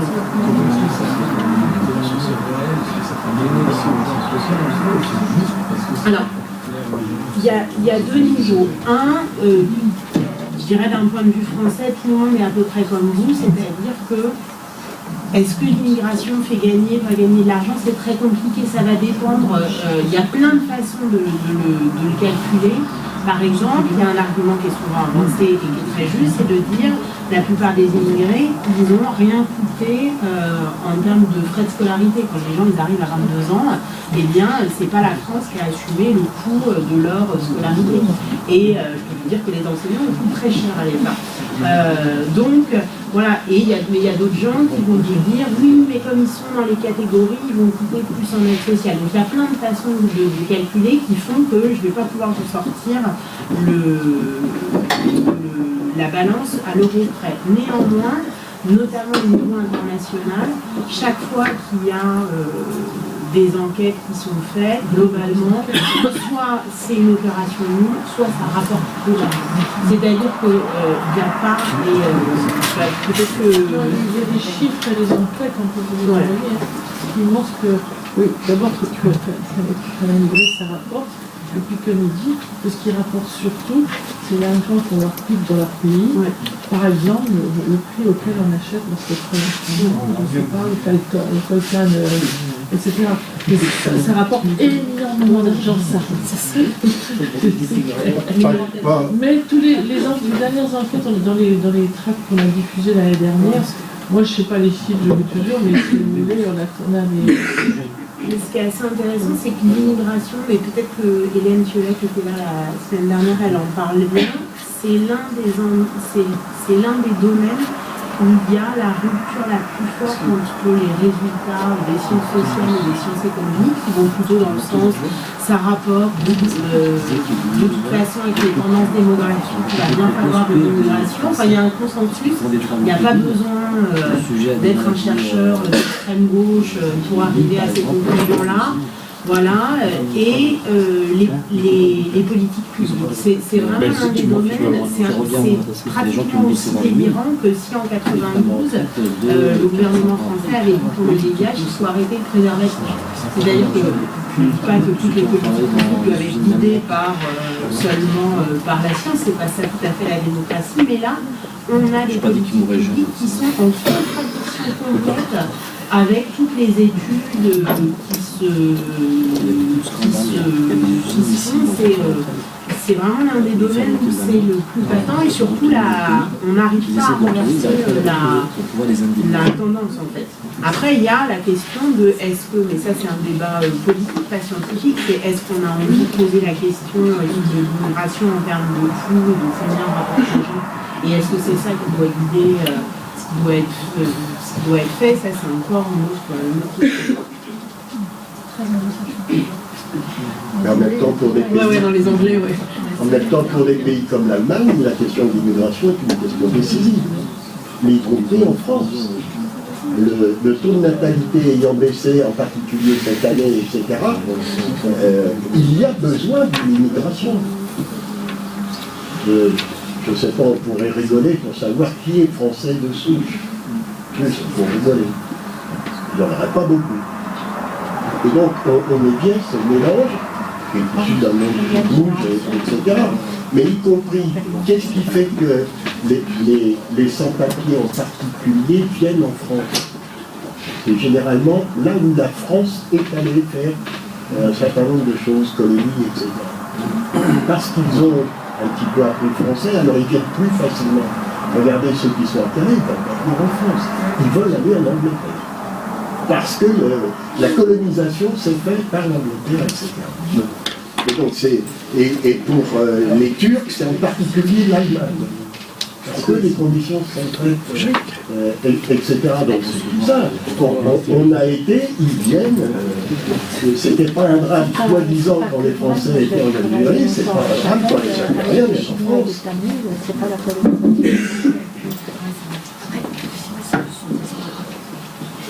Sauf que les Français, en tout cas, une partie des Français, moi j'habite de l'autre côté de la banlieue sud, il y a ce qu'on appelle la droite de la droite, sans même parler de l'extrême droite, c'est pas c'est à droite, point, c'est ce qu'on appelle les républicains.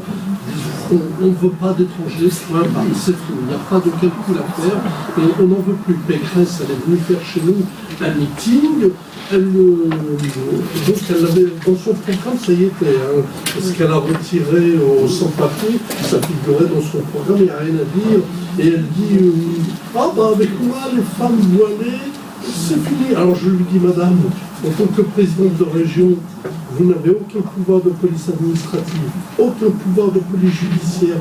Qu'est-ce que vous venez nous raconter? Si une femme voilée passe devant vous, qu'est-ce que vous allez faire? Et là, elle était gênée, là, c'était un grand théâtre. Elle me dit, oui, mais j'ai le droit de le dire quand même. J'ai le droit de le dire. Même si je ne peux rien faire, je n'ai pas pouvoir, j'ai le droit de le dire. C'est pas vous qui pouvez m'interdire de le dire. Et je dis, dites-le, de tracer du monde dans ce cas-là. Mais parce qu'autour de l'AME, il y a le double combat. Il y a la question de mettre un dispositif, mais comment dire, il faut aussi faire attention à ce qu'une certaine population ne soit pas en danger sanitaire. Okay. C'est cette question-là qui est mesurée très attentivement, qu'on met un peu pour que ça ne puisse pas exploser du point de vue sanitaire, mais en même temps on règle la question à coup de bâton sur la question de l'immigration. Parce que ça fait bien d'en parler, etc. Voilà. C'est mon avis. Je voudrais citer l'ancien président du district de recherche qui a écrit un livre qui s'appelle Étranger de quel droit. Et dans son ouvrage, et sa thèse de c'était de dire en fait qu'aujourd'hui on est après la définition, on est rentré dans une sorte d'infradroit. Et ce que vous avez très bien expliqué à la fin, je ne l'avais pas vu comme ça, mais c'est vrai que c'est très juste.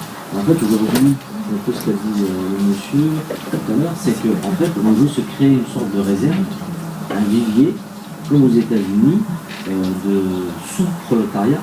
Même si le marxisme c'est du passé, on y revient quand même en termes d'analyse. On dit aux gars, vous venez en France, vous allez rester 10 ans, démerdez-vous pour essayer de ne pas vous faire attraper, vous aurez le droit de vous soigner, etc.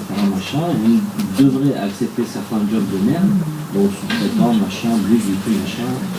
Et d'ailleurs, il est très malin, parce qu'en fait, quand il remporte des appels d'offres, il fait signer aux sous-traitants, donc des grosses PME qui elles-mêmes font appel à des PME et ainsi de suite. Tous les chantiers de rénovation urbaine dans les alentours, c'est Vinci, c'est Bouygues, etc. Il est très malin. Il fait signer en fait des contrats de sous-traitance. Une condition indispensable, c'est que le sous-traitant se doit de vérifier que l'étranger remplit, voilà, il s'en lave les mains. Donc là, il y a les contrôles, il s'en lave les mains. Il dit, mais moi j'ai... c'est ça. J'avais une autre remarque à faire, c'était concernant l'introduction, lorsque vous parliez de l'histoire du militantisme dans la protection sociale. Moi, c'était du bonheur du militant. Je considère qu'avant, il y a quand même eu quelque chose avant. Il y a eu de l'action sociale, notamment dans le groupe de protection Logici, qui a été mené par André Louis, Patrick Mouny, voilà. Il y a eu aussi avant Germain dans l'action sociale, etc. Donc tout le travail qu'il y a mené pour la guerre d'Algérie, etc. Des soins sociaux, etc. Donc tout ça, c'est pas. Après, il y a les grands arrêts du Conseil d'État, du justice, 78, etc. Et surtout sur la protection sociale, sur notamment, alors c'est Patrick Mouny qui m'a expliqué, avec André Louis, qui sont partis chercher le travail de sortir vraiment les choses, notamment sur l'allocation à l'école handicapée. Ils ont commencé avec une femme qui était algérienne. En fait, elle a déposé une demande d'allocation à l'école handicapée, refusée. Là, ils ont saisi les tasses, etc. C'était un travail de fou, de longue haleine. Et puis après, ça a été reconnu, et ça a été un moment. Aujourd'hui, tous les étrangers peuvent.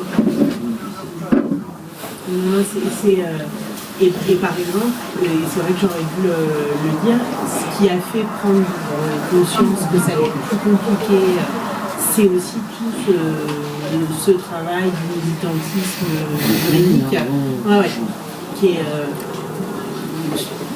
ce qui a fait qu'on s'est aperçu que les textes internationaux n'allaient pas permettre de faire n'importe quoi, c'est ce travail d'exhumation des militants à partir des années 70. Et sur les allocations familiales, c'est les mêmes gens qui ont mené... Sur la rivière, sur les anciens tirailleurs sénégalais, algériens, c'est aussi Patrick Mouny qui l'a sorti.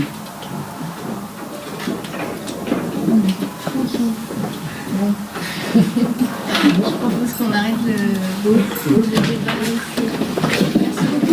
Merci. Je vous propose que vous restiez d'accord sur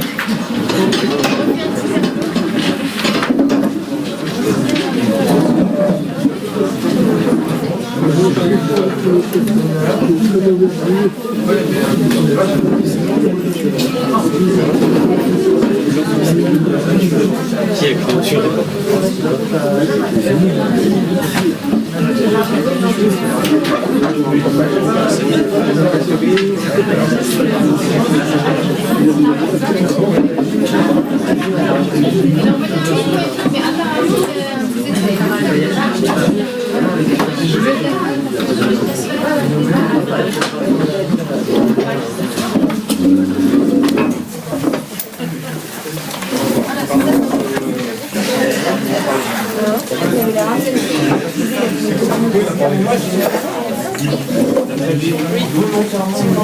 Tu vas recevoir.